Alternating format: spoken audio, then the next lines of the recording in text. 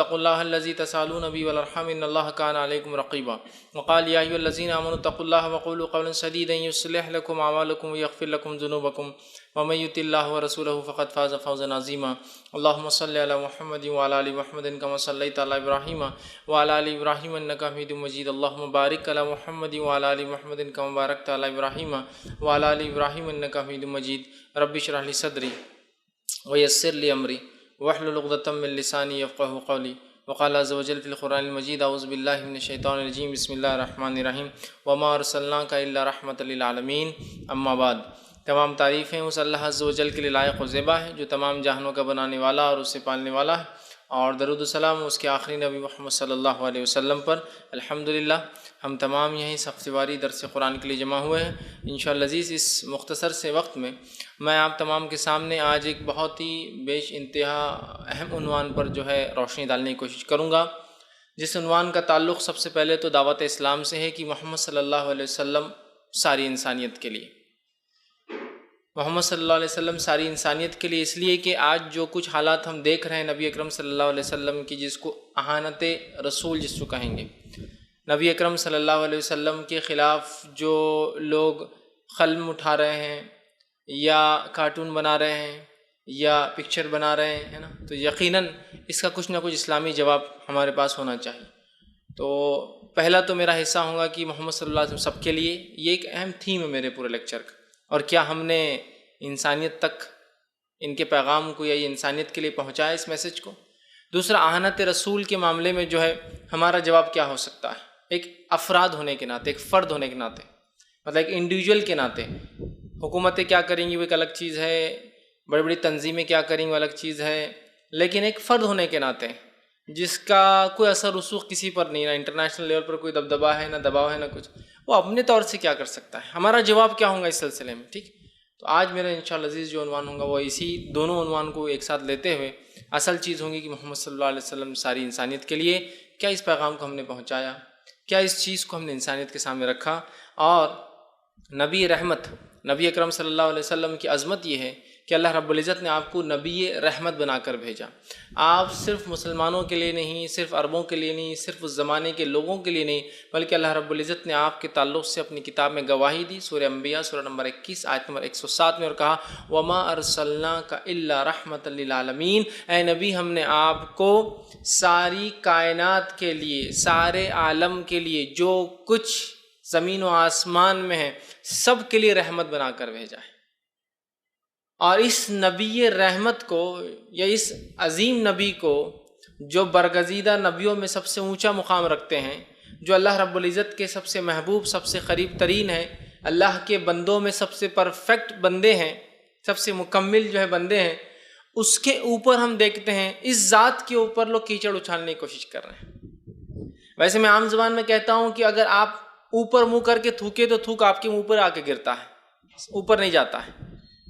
جس کی شان، جس کی عظمت اتنی اونچی ہو کہ جس کو دیکھنے کے لیے بھی انسان کو سر اٹھانا پڑے، جب اس کی طرف انسان تھوکتا ہے تو تھوک سامنے اس پر نہیں اپنے منہ پر آتا ہے۔ لیکن بہرحال پھر بھی لوگ یہ جو ہے مذموم جس کو کہتے ہیں، بہت بری کوشش کر رہے ہیں کہ نبی اکرم صلی اللہ علیہ وسلم کو بدنام کر رہے ہیں، یا آپ کے خلاف مشن اور محاذ اور مختلف چیزیں کھڑے کر رہے ہیں۔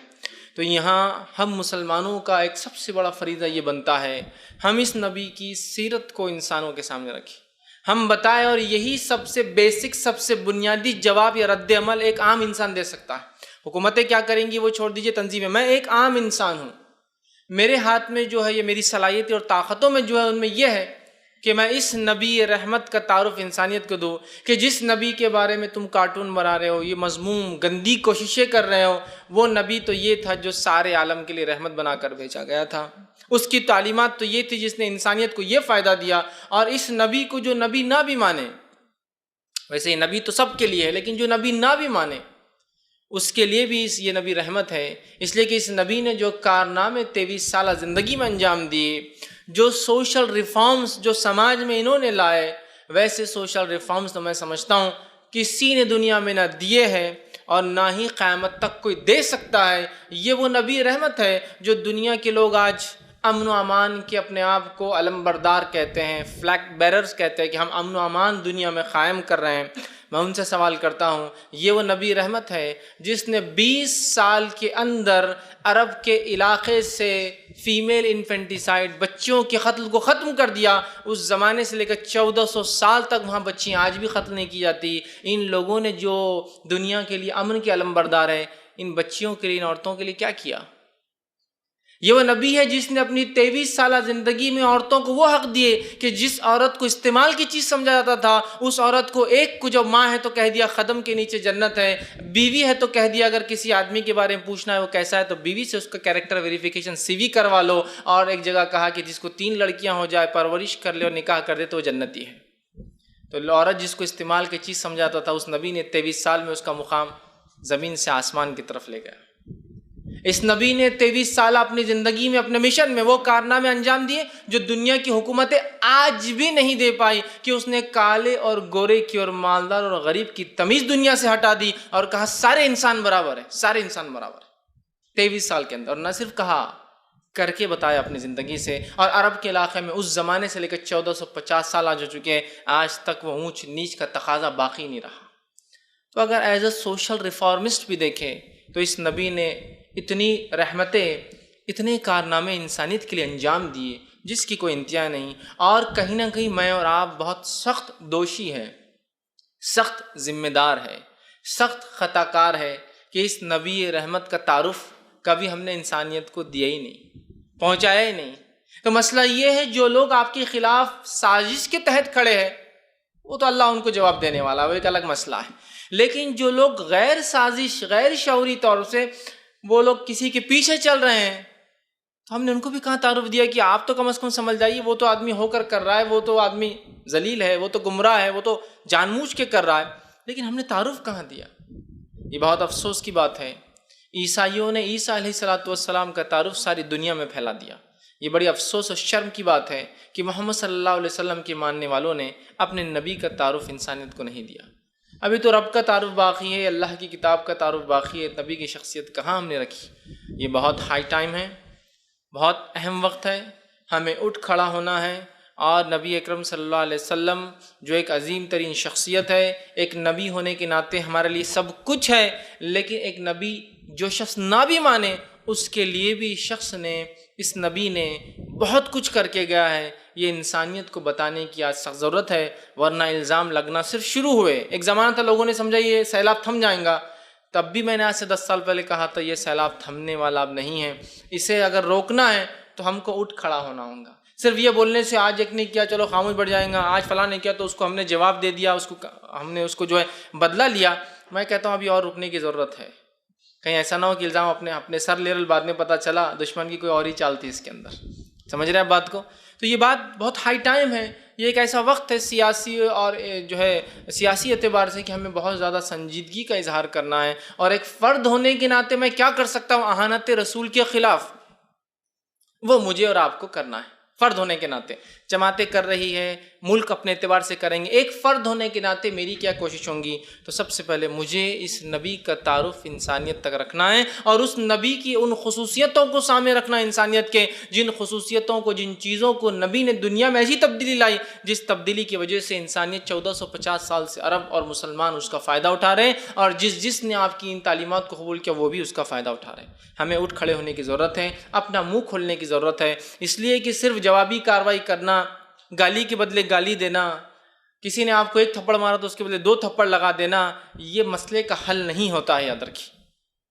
اگر ہم جڑ تک پہنچے تو کیوں ایک نبی جس نے اتنا کچھ انسانیت کے لیے کیا، جو کہ ساری انسانیت آپ کی امت تھی، انسانیت کے لیے کیا، اس نبی پہ لوگ الزام لگا رہے ہیں، یہ سوچنے کی بات ہے۔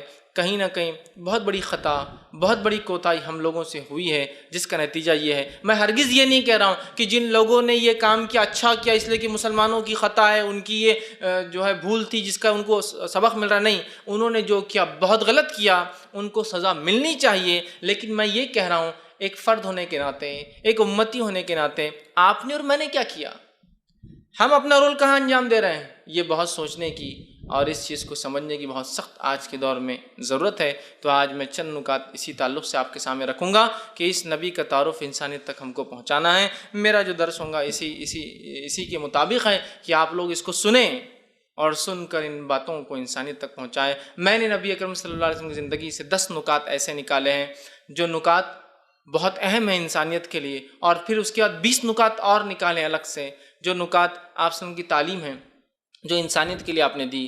اس میں یقیناً قرآنی تعلیمات کو میں نے اتنا ہائی لائٹ نہیں کیا جتنا حدیث کی تعلیمات کو کیا، چونکہ نبی اکرم صلی اللہ علیہ وسلم کے بارے میں یہ بات ہے۔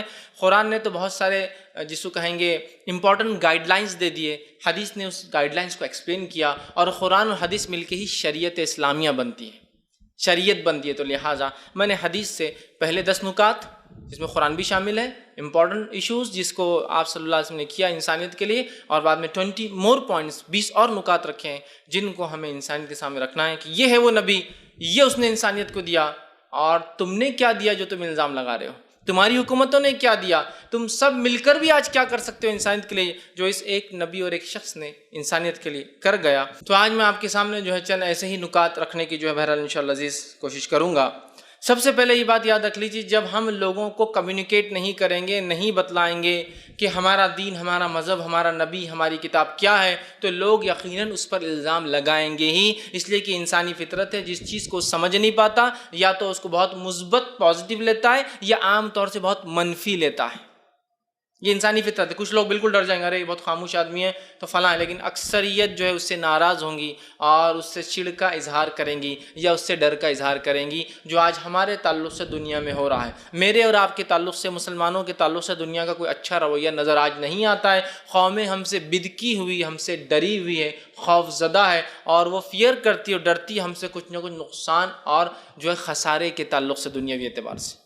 ایسا کیوں ہوا کہ جو قوم امین تھی، جو امانت دار تھی، اور لوگ اس کو امین سمجھتے تھے کہ یہی وہ لوگ ہیں جن سے ہماری جان، مال اور عزت کی حفاظت ہونے والی ہے، کیوں قوم اس کے خلاف ہوئی؟ اس لیے کہ کمیونیکیشن گیپ، ہم نے بات چیت کرنا چھوڑ دی، اپنا دین بتانا چھوڑ دیا۔ فریضے کے تحت بولیے یا یوں ہی بولیے، ہم نے اپنا دین نہیں بتایا۔ اگر دعوت اسلام کو ہم فرض سمجھتے ہیں تو نہیں کیا ہم نے ادا، یا پھر اگر فرض نہیں بھی سمجھتے ہیں تو اپنی بقا کے لیے بھی ہم نے بتانا گوارا نہیں کیا۔ یاد رکھیے، ایک چیز تو ہوتی ہے کہ کوئی کام میں اس لیے کروں کہ مجھ پر فرض ہے، اور کوئی کام اس لیے کروں کہ اس کے بغیر چارہ نہیں ہے۔ تو میں آج یہ کہوں گا، اور ایک وارننگ کے ساتھ کہہ رہا ہوں، آج دعوت اسلام کے بغیر چارہ نہیں ہے۔ اس کو فرض سمجھو آپ یا نہ سمجھو، آج اس کے بغیر چارہ نہیں ہے۔ اس کی چھوٹی سی مثال سے لے کر ادنا سے اعلیٰ مثالیں میں دے سکتا ہوں۔ ادنا مثال لے لیجئے، میں بہت سی بار سفر کرتا ہوں، فلائٹ سے میرا جانا آنا ہوتا ہے، ادھر 3 لوگ نکل جاتے، ادھر سے میں اکیلا نکلتا ہوں۔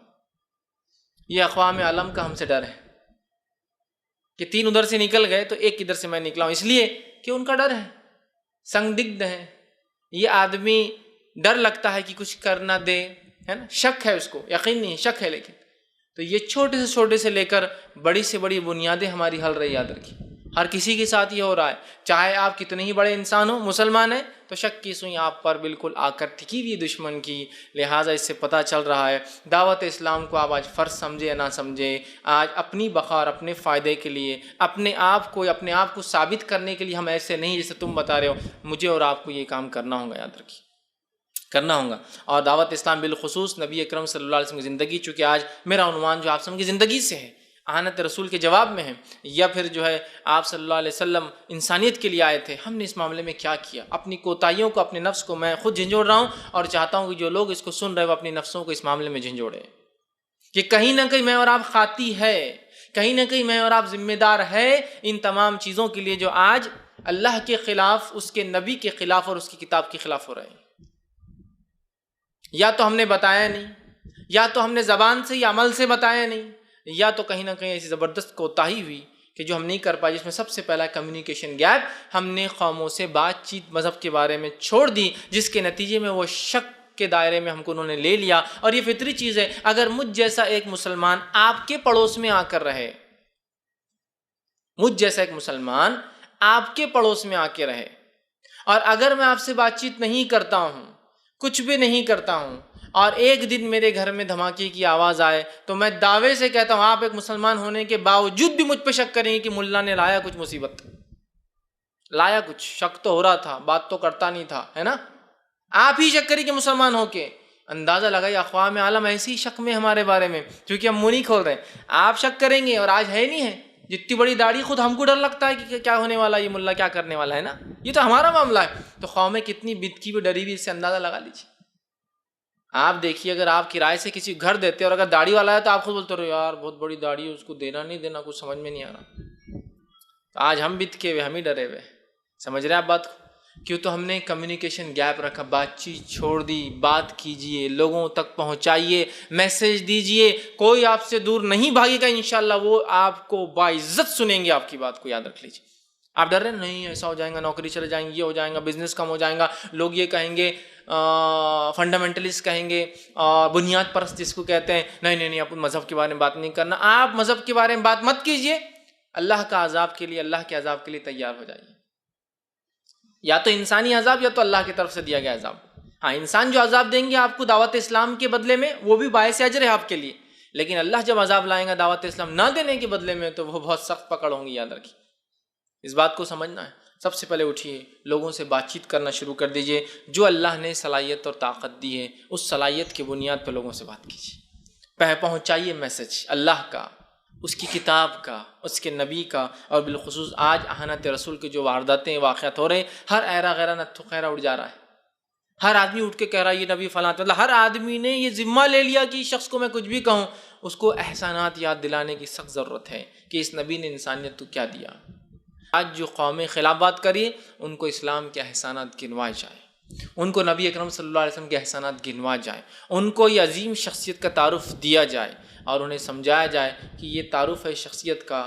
اس کے بعد مذاق کرو گے تو اپنے اوپر ہی وبال جان لوں گے، اور اس کے بعد امت مسلمہ کا جو وبال آئیں گا تم پر وہ ایک الگ ہوں گا. ہر افراد تو خاموش نہیں بیٹھنے والا نا. اہانت رسول پر آدمی تھوڑی جو بیٹھ کے سننے والا کہ ٹھیک. تو دونوں وبال ملیں گے، آخرت کا بھی دنیا کا بھی. بات جو ہے قومیں ہم سے خوفزدہ ہے، اس کی وجہ یہ ہے ہم نے خود اپنے دین، اپنے نبی اور ان کا تعارف نہیں دیا. یاد رکھیے. اب آئیے ہم آگے بڑھتے ہیں. اور اللہ رب العزت انبیاءوں کو کیوں بھیجتا ہے وہ تھوڑا سا ایک بنیادی مقصد دیکھ لیتے ہیں. اللہ رب العزت انبیاءوں کو دنیا میں اس لیے بھیجتا ہے کہ اللہ رب العزت کیا چاہتا ہے، انسان کیا کرے اور کیا نہ کرے، وہ بتانے کے لیے اللہ رب العزت انسانوں میں سے ایک انسان کو چنتا ہے جس کو نبی، میسنجر، اپوسٹل، ایجدوت، پریشت کہتے ہیں. اور اس شخص تک اپنا میسج، اپنی وانی، اپنا سندیش، اپنا جو وحی بھیجتا ہے. پھر وہ شخص جو نبی ہوتا ہے اس وحی کو آ کے لوگوں کے سامنے رکھ دیتا ہے، پریکٹیکل کر کے بتا دیتا ہے کہ یہ لوگوں یہ کرو اور یہ نہ کرو، بتا دیتا ہے. یہ ہوتا ہے نبی اور یہ ہوتا ہے اس کا بھیجے جانے کا مقصد. تو نبی کا بھیجے جانے کا مقصد یہ ہے کہ انسانیت کو بتا دے ان کا پیدا کرنے والا ان سے کیا چاہتا ہے، کیا درست ہے، کیا درست نہیں ہے، کیا حلال ہے، کیا حرام ہے، کیا کرے، کیا نہ کرے. اس مقصد کے لیے نبی آتے ہیں اور اللہ رب العزت نے ہر جگہ انسانیت میں نبی بھیجے. قرآن میں اللہ رب العزت نے سورہ نحل سورہ نمبر 16 آیت نمبر 36 میں فرمایا وَلَقَدْ بَعَثْنَا فِي كُلِّ أُمَّةٍ رَسُولًا أَنِ اعْبُدُوا اللَّهَ وَاجْتَنِبُوا الطَّاغُوتَ. ہم نے ہر جگہ جہاں انسانیت بسی ہے وَلَقَدْ بَعَثْنَا فِي كُلِّ أُمَّةٍ رَسُولًا، ہر امت میں، ہر انسان کے گروہ میں ایک نبی بھیجا. أَنِ اعْبُدُوا اللَّهَ، وہ حکم دیتا اللہ کی بات کا، وَاجْتَنِبُوا الطَّاغُوتَ، اور روکتا اللہ کے علاوہ دوسری چیزوں کی عبادت سے.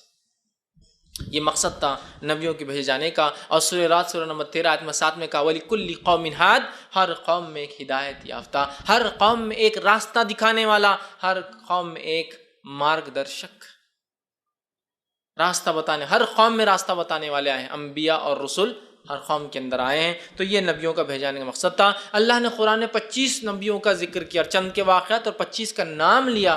ان 25 میں سے مشہور معروف ہم سب جانتے ہیں آدم علیہ السلام مثال کے طور پہ، نوح علیہ السلام، ابراہیم علیہ السلام، موسیٰ علیہ السلام، عیسیٰ علیہ السلام اور محمد صلی اللہ علیہ وسلم. لیکن جتنے انبیاء محمد صلی اللہ علیہ وسلم سے پہلے آئے تھے وہ نبی خاص ہوا کرتے ایک قوم اور ایک سماج اور ایک جاتی کے لیے. لیکن محمد صلی اللہ علیہ وسلم ایک ایسے نبی ہے جو آخری نبی ہے اور ساری انسانیت کے لیے آئے ہیں، جس کے بارے میں اللہ رب العزت نے قرآن میں سورہ انبیاء سورہ نمبر 21 آیت نمبر 107 میں کہا وَمَا أَرْسَلْنَاكَ إِلَّا رَحْمَةً لِّلْعَالَمِينَ، اے نبی ہم نے آپ کو ساری انسانیت کے لیے رحمت بنا کر بھیجا ہے. تو یہ آخری نبی ساری انسانیت کے لیے آئے تھے اور یہ سارے انسانوں کی نبی ہے، چاہے انسان مانے چاہے نہ مانے. دوسرے مقام پہ اللہ رب العزت نے کیا پیاری بات کہی، سورہ سبا سورہ نمبر 34 آیت نمبر 28 آیت غور سے سنیے. اللہ فرماتا ہے وَمَا أَرْسَلْنَاكَ إِلَّا كَافَّةً لِلنَّاسِ بَشِيرًا وَنَذِيرًا وَلَكِنْ أَكْثَرَ النَّاسِ لَا يَعْلَمُونَ. اے نبی وَمَا أَرْسَلْنَاكَ إِلَّا كَافَّةً لِلنَّاسِ، ہم نے آپ کو ساری انسانیت کے لیے نبی بنا. کافہ مکمل انسانیت کے لیے آپ کو، چاہے وہ عرب ہو، غیر عرب ہو، اجمی ہو، مسلم ہو، ہندو ہو، سکھ ہو، عیسائی ہو، بدھ ہو، جین ہو، کسی مذہب کے مانے، اور یہود ہو، نصارہ ہو، ہم نے آپ کو کافۃ للناس، ساری مکمل انسانیت کے لیے بھیجا ہے۔ وَلَكِنْ أَكْثَرَ النَّاسِ لَا يَعْلَمُونَ، اس جملے پہ غور کیجئے نبی، لیکن اکثر لوگ آپ کے بارے میں جانتے ہی نہیں ہیں۔ سبحان اللہ، اور یہ حقیقت ہے۔ کہاں جانتے ہیں لوگ اس نبی کے بارے میں؟ کہاں جانتے ہیں؟ یہ کہاں، اگر جانتے بھی ہے تو یہ کہاں جانتے کہ ان کا بھی نبی ہے؟ جو کچھ جانتے ہیں مسلمانوں کے، ایک پریشت ہے، ایک نبی ہے، ایک سندیشتہ ہے، ایک دوسرے، ایک محمد صاحب ہے، انہوں نے فلاں فلاں کارنامہ انجام دیے اور چلے گئے، تو مسلمانوں کے ایک لیڈر ہے۔ تو لہٰذا اگر اس قوم کو اچھالنا ہے تو فلاں قوم کو اچھال لیں، فلاں کے ہم جو ہے گلے میں چپل کا ہار ڈال دیتے ہیں، تو اس قوم کو اچھالنا ہے تو ایک کارٹون بنا دو، کچھ تو بک دو، بس ناچتے اور کھیلتے رہتی، پھر اچھلتے رہتی۔ ہم نے کہاں پہنچا ہے؟ اللہ کیا فرما رہا ہے؟ ساری انسانیت کے لیے وَلَكِنْ أَكْثَرَ النَّاسِ، اے نبی لیکن اکثر لوگ نہیں جانتے آپ کے بارے میں، لا يعلمون، اور ہاں نہیں جانتے نا، ہم نے پہنچایا بھی کہاں؟ ذمہ تو ہمارا ہے نا، اب نبی کوئی آنے والا تو ہے نہیں، ہمارا ذمہ تھا، ہم پہنچا بھی نہیں رہے۔ تو لوگوں کو یہ لگ رہا اگر اس قوم کو چھیڑنا ہے تو یہ شخصیت کو چھوڑ دو، جیسا اس قوم کو چھیڑنے وہ شخصیت کو ہم چھیڑ دیتے ہیں۔ ہم نے خود نبی اکرم صلی اللہ علیہ وسلم کا مذاق اڑایا، ہم نے خود کھلواڑ کیا ان کی تعلیمات سے انحراف کر کے۔ نعوذ باللہ، زبان سے تو ہم نہیں بولتے، لیکن آج اپنی زندگی کا عمل دیکھ کر ہم بتا سکتے ہیں کہ کیسا انحراف آپ کی تعلیمات سے کر کے ہم بھی مذاق اڑا رہے ایک طرح سے۔ بہرحال اس چیز کو سمجھنے کی ضرورت ہے۔ تو کہ اکثر لوگ لیکن اے نبی آپ کے بارے میں جانتے نہیں ہیں، اور ہاں واقعی میں لوگ آج جانتے نہیں، ہمیں بتانے کی بہت سخت جو ہے ضرورت ہے۔ اسی طرح انبیاؤں کے ساتھ کتابیں آتی، اللہ رب العزت نے ہر دور میں کتاب بھی نازل کی، لیکن قرآن جو آخری نبی محمد صلی اللہ علیہ وسلم پہ اتری ہے، یہ قرآن کی وہی خصوصیت ہے جو اس نبی کی خصوصیت ہے کہ یہ کتاب بھی سارے عالم کے لیے ہے۔ پچھلی کتابیں مخصوص قوموں کے لیے ہوا کرتی تھی، مخصوص وقت کے لیے ہوتی تھی، تو قرآن ساری انسانیت کے لیے اور قیامت تک کے لیے۔ اللہ رب العزت نے اس بات کو سورہ بقرہ سورہ نمبر 2 آیت نمبر 185 میں بیان کر فرمایا، شہر رمضان الذی انزل فیہ القرآن ھدی للناس بینات من الہدی والفرقان، رمضان وہ مہینہ تھا، مقدس مہینہ تھا جس میں قرآن نازل ہوا انسانیت کی ہدایت کے لیے، انسانیت کی ہدایت کے لیے قرآن نازل ہوا۔ دوسرے مقام پہ فرمایا سورہ جو ہے ابراہیم سورہ نمبر 14 اس کی آیت نمبر جو 52 نے فرمایا، کہا ھذا بلاغ للناس ولینذروا بہ وليعلم انما الہکم الہ واحد وليذکر اولو الالباب، کہ کہا ھذا بلاغ للناس، یہ ایک اوپن میسج ہے، کھلا پیغام ہے، کھلی تبلیغ ہے، بلاغ للناس، انسانیت کے لیے، قرآن انسانیت کے لیے، ولینذروا بہ، تو انہیں اس سے ڈرنا چاہیے، وَلِيَعْلَمُوا، انہیں معلوم کر لینا چاہیے، انما الہکم الہ واحد، ان کا بنانے والا انسانیت کا وہ ایک ہے، وَلِيَذَكَّرُ الْأَلْبَابَ، اور جو اوپر کے خانے میں جس کے کچھ ہوتا ہے نا اس کو چاہیے نصیحت پکڑے اس سے، جو بیوقوف ہے عقل ماری وہ نہیں، لیکن جس کو اولو الالباب لب لباب بولتے ہیں نا، عقل جس کو ہے ان کے لیے اس کتاب میں عبرت ہے۔ تو کہا ذا بلاغ للناس، یہ ساری انسانیت کے لیے، کہاں پہنچا اس پیغام کو بھی ہم۔ تو پھر لوگوں کو لگتا ہے اگر اس قوم کو چھیڑنا ہے تو اس کتاب کی بے حرمتی کر دو، قوم اچھل جاتی۔ ھذا بلاغ للناس، یہ قرآن آپ کے لیے میرے بھائی، اب آپ جو کر رہے ہیں دیکھ لیجئے آپ کس کے خلاف کر رہے ہیں۔ بلاغ للناس کہاں بتایا کہ یہ تم سب کے لیے، اس کو تو اپنی کتاب، نبی رحمت کو اپنا نبی، ہر چیز کو اپنا کر لے، جبکہ اللہ رب العالمین ہے، الحمدللہ رب العالمین۔ قرآن شروع ہوتا ہے اور پہلی آیت میں اعلان کر دیا مسلمانوں کو، تم کوئی لوکل گاڈ کی عبادت نہیں کر رہے ہو، تم کائنات کے بنانے والے کی بات کرتے ہو، تمہارا رب عالم کا رب ہے۔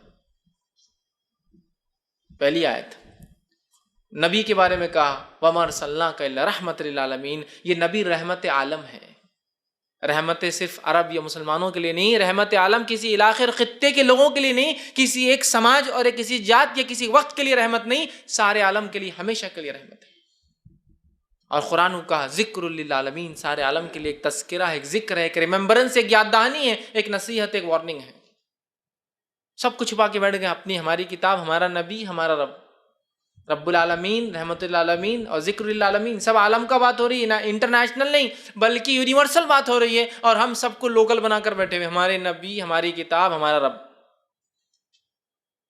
تو یہ بہت سخت جو ہے اس کا نقصان ہوتا ہے، یاد رکھیے۔ تو انبیاء علیہ الصلوۃ والسلام، اب آئیے آخری نبی محمد صلی اللہ علیہ وسلم جو انسانیت کے لیے آئے، کیسی رحمت آپ بن کر آئے ہیں۔ سب سے پہلا کارنامہ جو آپ نے انسانیت کے لیے اور سب سے اہم میسج جو دیا وہ یہ تھا، آپ نے رب سے انسان کیسے تعلق جوڑے، اس تعلق جوڑنے کے طریقے کو کمپلیٹ کر کے چلے گئے۔ ایک انسان اگر اپنے معبود، اپنے بنانے والے کا سچا بندہ بننا چاہتا ہے تو اس کا وہ تعلق جوڑ گئے، اور توحید کو آپ مکمل کر گئے اور بتا کر انسانیت کو چلے گئے کہ ایک رب کو کیسے ماننا ہے۔ یہ سب سے اسٹرانگ میسج تھا جو نبی اکرم صلی اللہ علیہ وسلم نے انسانیت کے لیے دیا، اور ہر نبی کا پیغام بھی یہی تھا، وَلَقَدْ بَعَثْنَا فِي كُلِّ أُمَّةٍ رَسُولًا أَنِ اعْبُدُوا اللَّهَ۔ ہم نے ہر جاتی، سمودائے اور ہر جگہ جہاں انسانیت رہی ہے انبیاء بھیجے، أَنِ اعْبُدُوا اللَّهَ، وہ اللہ کی بات کا حکم دیتے، وَاجْتَنِبُوا الطَّاغُوتَ۔ تو نبی اکرم صلی اللہ علیہ وسلم کا میسج بھی یہی تھا، آپ ایک اللہ کی عبادت کا پیغام لے کر انسانیت تک پہنچے تھے کہ اے انسانوں اپنے رب کو پہچانو، اس ایک سچے رب کو پہچانو، اس لیے کہ رب تو بہت لوگوں نے بنا لیے ہے، کوئی پتھر کا ہے، کوئی مٹی کا ہے، کوئی لکڑی کا ہے، کوئی کسی نے جو ہے اپنے آپ کو، اور کسی نے کسی اور کو، کسی زندہ اور کسی مردہ کو بنا لیا ہے، لیکن یاد رکھو تم سب کا پیدا کرنے والا سچا رب، سچا معبود وہی ہے جو عرش پر ہے، جس کو اللہ کہتے ہیں، اسی نے تمہیں بنایا ہے، اور وہی تمہیں زندگی دیتا اور رزق دیتا ہے، اولاد دیتا ہے اور زندگی اور موت دیتا ہے، اور لوٹ کر تم سب کو اسی کی طرف جانا ہے۔ یہ سب سے اسٹرانگ میسج تھا جو آپ نے انسانیت کو دیا، اور ساری توحید کو آپ جو ہے آپ نے مکمل کیا۔ اس پیغام کو جو یہ آخری نبی چھوڑ گئے، اس پیغام کو ہمارے لیے سخت ضرورت ہے، اس پیغام کو اسی تڑپ سے ہم بھی اٹھائے اور لے جا کر اقوام عالم تک پہنچا دیں، اس لیے کہ پیغام آپ نے انسانیت کو دیا، اور آپ نے ایک حدیث میں فرمایا، میری مثال ایسی ہے، آگ جل رہی ہے، فائر جو ہے وہ آگ جل رہی ہے، آگ لگی ہوئی ہے، اور میں بیچ میں کھڑا ہوں، اور میرے کھڑے ہونے کے باوجود یہ پتنگے اڑ کر میرے اوپر سے اور دائیں بائیں سے جاتے ہیں۔ یہ آپ مثال دے رہے، جہنم دہکی ہوئی ہے اور میں آڑ ہوں جہنم کے بیچ میں انسانیت کو روکتا ہوں، پھر بھی انسانیت جیسا پتنگے اڑ اڑ کے جاتے ہیں نا آگ میں آپ روکنے کے بعد، ویسے انسان جہنم میں جا رہی ہے۔ تو یہ تڑپ سے ہم بھی لے کر چلے کہ توحید پر کوئی نہ مرا تو جہنم میں جائیں گا، لہٰذا اسی تڑپ سے اس پیغام کو لے کر اس جو نبی نے چھوڑ گیا، اور جو آپ کا سب سے اسٹرانگ میسج تھا انسانیت کے لیے وہ یہی تھا کہ اپنے پیدا کرنے والوں کو پہچانو۔ بہت سارے لوگ بولتے ہیں اس کی کیا ضرورت ہے، کس کو بھی کر لیے تو ہو جاتا نا۔ میں سوال کرتا ہوں، اگر انسان اپنے باپ کو باپ نہ بول کے پڑوسی کو باپ کہے تو کیا ہوتا ہے؟ اس کے باپ پہ الزام، اس کے باپ کو تکلیف، اور اس کی ماں پہ الزام آتا ہے۔ میں بھی یہ کہہ رہا ہوں، بنانے والے کو چھوڑ کر آپ کسی کو بھی پکڑ لیں گے اور کہیں گے نہیں بنانے والے کا دل بہت بڑا ہے وہ معاف کر دیں گا، تو نہیں ہوتا ہے میرے بھائی۔ سمجھنے کی ضرورت ہے، سمجھنے کی ضرورت ہے۔ دوسرا پیغام جو آپ نے دیا وہ تھا جس کو ہم کہیں گے آخرت۔ دوسرا پیغام جو انسانیت کے لیے محمد صلی اللہ علیہ وسلم نے دیا وہ آخرت تھا، مرنے کے بعد کی زندگی۔ وہ زندگی میں ہم اکاؤنٹیبل ہے، ہمیں حساب اور کتاب ہونے والا ہے۔ مرنے کے بعد کی زندگی، اس میں حساب اور کتاب ہونے والا ہے۔ جو کچھ دنیا میں اور آپ نے ہم نے کیا، اس کا جواب ہمیں مرنے کے بعد کی زندگی میں اللہ رب العزت کو دینا ہے، اکاؤنٹیبلٹی، آخرت۔ اور اللہ رب العزت نے اس میسج کو، اس پیغام کو سورہ بقرہ سورہ نمبر 2 آیت نمبر جو ہے 28 میں اس پیارے انداز میں بیان کیا اور کہا، وَكَيْفَ تَكْفُرُونَ بِاللَّهِ۔ جو لوگ اللہ کا انکار کرتے ہیں ان کے بارے میں بات ہو رہی، وَكَيْفَ تَكْفُرُونَ بِاللَّهِ، تم کیسے اللہ کا انکار کر سکتے ہو، کیسے سچے رب اور سچے معبود کا اور ستیہ جو ایشور کا انکار کر سکتے ہو۔ وَكَيْفَ تَكْفُرُونَ بِاللَّهِ وَكُنْتُمْ أَمْوَاتًا، اپنی پہلی زندگی کو دیکھو، تم پہلے مردہ تھے، اس زندگی سے پہلے ہم کیا تھے؟ پانی کا خطرہ، مردہ تھے۔ تو اللہ فرما رہا وَكَيْفَ تَكْفُرُونَ بِاللَّهِ وَكُنْتُمْ أَمْوَاتًا فَأَحْيَاكُمْ، تمہیں ہم نے زندگی دی، سب سے بڑا احسان تم پر یہ کہ فَأَحْيَاكُمْ ثُمَّ يُمِيتُكُمْ، اس کے بعد پھر ایک موت دیں گے، ثُمَّ يُحْيِيكُمْ، پھر دوبارہ اٹھائے جاؤں گے تم حساب و کتاب کے لیے، اکاؤنٹس کے لیے، ثُمَّ إِلَيْهِ تُرْجَعُونَ، اور تم سب انسانوں کو ہماری ہی طرف، اللہ کی طرف ہی ہم سب کو لوٹ کر جانا ہے۔ دو موت اور دو زندگی کا کھیل ہے، ایک موت یہ زندگی، پھر ایک موت، پھر ایک زندگی۔ تو انسانیت کو یہ پیغام دیا کہ انسانوں اٹھ کر جواب دینا ہے رب کو، ہر کام سوچ سمجھ کے کرنا ہے، اس کا اثر کیا ہوگا آخرت کی زندگی پر۔ اور آج ہم آخرت کا انکار کرتے ہیں، اقوام عالم آخرت کا انکار کرتی ہے۔ مسلمانوں کو اٹھ کھڑے ہونا اور اس میسج کو، اس پیغام کو پہنچانا ہے اقوام عالم کو، اپنے آپ کو یاد دلانا دوسروں کو کہ مرنے کے بعد ایک زندگی ہے، اور مجھے اور آپ کو اس میں جواب دینا ہے اپنے پیدا کرنے والے کو، کیا کر کے آئے زندگی کے اندر۔ یہ دوسرا میسج تھا، اور اس کے اندر آپ نے اس کی وضاحت بھی کر دی پوری حدیث کے اندر کہ آخرت کی زندگی کے سوالات دنیا سے چالو ہوتے ہیں، اور انسان کی آنکھ بند ہوئی، موت آئی کہ اس کے پہلے 3 سوال قبر کے اندر، اور موت اس کے بعد دوسری بار آنکھ پھر کھولیں گا وہ، تو پھر 5 سوال ہوں گے اللہ رب العزت کے پاس۔ ابو داؤد کی روایت ہے، آپ فرماتے ہیں موت کے بعد 3 سوال ہونے والے ہیں، تیرا دین کیا تھا، تیرا رب کون تھا، اور تیرے نبی کون تھے۔ 3 سوال ہونے والے۔ من رب کا، تیرا رب کون تھا، من دینوں کا، تیرا دین کیا تھا، من نبیوں کا، تیرا نبی کون تھے۔ اور مرنے کے بعد جب اٹھیں گے پھر سے تو 5 سوال ہونے والے ہیں، اور جو اللہ کے رسول جامع ترمذی کی روایت فرماتے ہیں 5 سوال کے جواب جب تک ابن آدم نہ دے دے اس کی قدم اللہ کے سامنے سے نہیں ہٹیں گے، جم جائیں گے۔ پہلا، زندگی کہاں لگائی، جوانی کہاں لگائی، علم کتنا حاصل کیا، کتنا عمل کیا، مال کہاں سے کمایا اور کہاں خرچ کیا، سب کو جواب دینا ہے۔ مجھے بھی، آپ کو بھی، ہندو کو بھی، مسلم کو بھی، سکھ کو بھی، عیسائی کو بھی، یہودی کو، نصرانی کو بھی دینا ہے، اور جتنے مذاہب آئے اور قیامت تک آئیں گے اور جائیں گے سب کو جواب دینا ہے۔ تو یہ میسج دیا کہ انسانوں 8 سوالات ہونے والے ہیں، تیاری کر لو آخرت کی۔ 3 تو یہیں ہو جائیں گے مرتے ہی، اور پھر 5 اٹھنے کے بعد پھر سے ہونے والے ہیں۔ یہ آپ کا سیکنڈ میسج تھا جو انسانیت کے لیے دیا۔ تیسرا اسٹرانگ میسج جو آپ نے انسانیت کے لیے، سوشل جسٹس کے لیے جو دیا، تیسرا میسج جو نبی اکرم صلی اللہ علیہ وسلم نے انسانیت کو دیا جو بہت اسٹرانگ میسج تھا، وہ میسج یہ تھا کہ جو 3 سوالات ہیں یا کچھ سوالات جو انسانی ذہن کو ہمیشہ جھنجھوڑتے آئے ہیں، اور جن میں بالخصوص 3 سوالات، ہم کہاں سے آئے ہیں، ہم کیوں آئے ہیں، اور مرنے کے بعد انسان کہاں جاتا ہے، ہم کہاں جانے والے ہیں، کہاں سے آئے، کیوں آئے اور کہاں جانے والے۔ اسلام نے اور محمد صلی اللہ علیہ وسلم نے مکمل ان سوالات کے جواب انسانیت کو دیے۔ ہم کہاں سے آئے ہیں، بتایا کہ تم جنت میں بنائے گئے تھے، آدم علیہ السلام، سورہ بقرہ، سورہ اعراف، بہت سارے سورے اٹھا لیجئے۔ جنت میں بنائے گئے تھے آدم علیہ السلام، خطا ہوئی دنیا میں بھیجے گئے، امتحان ہے، واپس اللہ کے پاس جانا ہے۔ کیوں آئے ہیں، اللہ کی عبادت کے لیے۔ سورہ ذاریات سورہ نمبر 51 آیت نمبر 56، وما خلقت الجن والانس الا لیعبدون، ہم نے جنوں انسانوں کو اپنی عبادت کے لیے پیدا کیا۔ اور کہاں جاؤں گے مرنے کے بعد، تو مرنے کے بعد 3 سوال قبر میں، 5 آخرت میں، اور اللہ کے پاس جاؤں گے لوٹ کر۔ جنت یا جہنم ہی تمہارا ٹھکانہ ہے، 2 کے علاوہ تیسری کوئی جگہ نہیں جہاں تم جاؤ گے۔ تو جو سوالات انسانیت کو ہمیشہ تنگ کرتے تھے اور آج بھی کرتے ہیں، جن لوگوں کے پاس کوئی دین دھرم نہیں ہوتا، حق نہیں ہوتا، وہ یہی ہے۔ تینوں کے جواب اسلام نے بہت تفصیلاً، اور بھی بہت سارے سوالات کے جواب آپ صلی اللہ علیہ وسلم نے انسانیت تک پہنچائے۔ چوتھا اسٹرانگ میسج، اور یہ سوشل میسیجز شروع ہو رہے ہیں اب جو نبی اسلام نے دیے ساری انسانیت کے لیے۔ ویسے توحید، رسالت، آخرت بھی تھی، لیکن یہ اسٹرانگ میسیجز دیے جس سے سماج اور سوسائٹی کو آپ نے بدل دیا اور تبدیل کر دیا، اور ایک ایسا چینج، ایک ایسا رنسانس، ایک ایسی تبدیلی، ایک ایسا سماج کو تبدیل کیا کہ نہ دنیا نے اس سے پہلے کوئی سماج اور کسی سوسائٹی کو ایسا بدلتے ہوئے دیکھا، اور نہ ہی قیامت تک ایسی تبدیلی کوئی لا سکے گا۔ اور اس میں سب سے پہلا میسج، جو چوتھا میسج تھا آپ کا اسٹرانگ اور پہلا سوشل میسج تھا، وہ یہ تھا سارے انسان برابر ہے، سارے انسان برابر ہے، مانو سمانتا، ایکویلٹی۔ ایکویلٹی جو ہے بیفور لا، ایکویلٹی بیفور گاڈ، مطلب قانون کے نزدیک بھی انسان برابر ہے اور رب کے نزدیک بھی انسان برابر ہے۔ انسانوں کی برابری، ایکویلٹی آف ہیومینٹی جس کو کہیں گے، انسانوں کی مساوات کی اسلام نے بات کی، اور ایسا پیغام آپ نے دیا اور ایسے چینج لائے کہ نبی اکرم صلی اللہ علیہ وسلم نے حجۃ الوداع کا خطبہ دیا، اور خطبہ دینے کے بعد آپ نے فرمایا آج میں دور جہالت کی تمام رسومات کو اپنے قدموں تلے رونتا ہوں، اس اونچ نیچ کے سسٹم کو، جات پات کے سسٹم کو، مالدار اور غریبی کی بنیاد پر اونچ اور نیچ کو میں اپنے پیروں تلے رونتا ہوں۔ اس کی میرے پاس کوئی اوقات نہیں، کوئی اہمیت نہیں، کوئی اونچا اور نیچا نہیں ہوتا ہے۔ صرف آپ نے میسج نہیں دیا، کر کے بتایا۔ قرآن نے اس بات کو یوں بیان کیا، سورہ حجرات سورہ نمبر 49 آیت نمبر 13 میں، یا ایھا الناس انا خلقناکم من ذکر وانثی وجعلناکم شعوبا وقبائل لتعارفوا ان اکرمکم عند اللہ اتقاکم ان اللہ علیم خبیر۔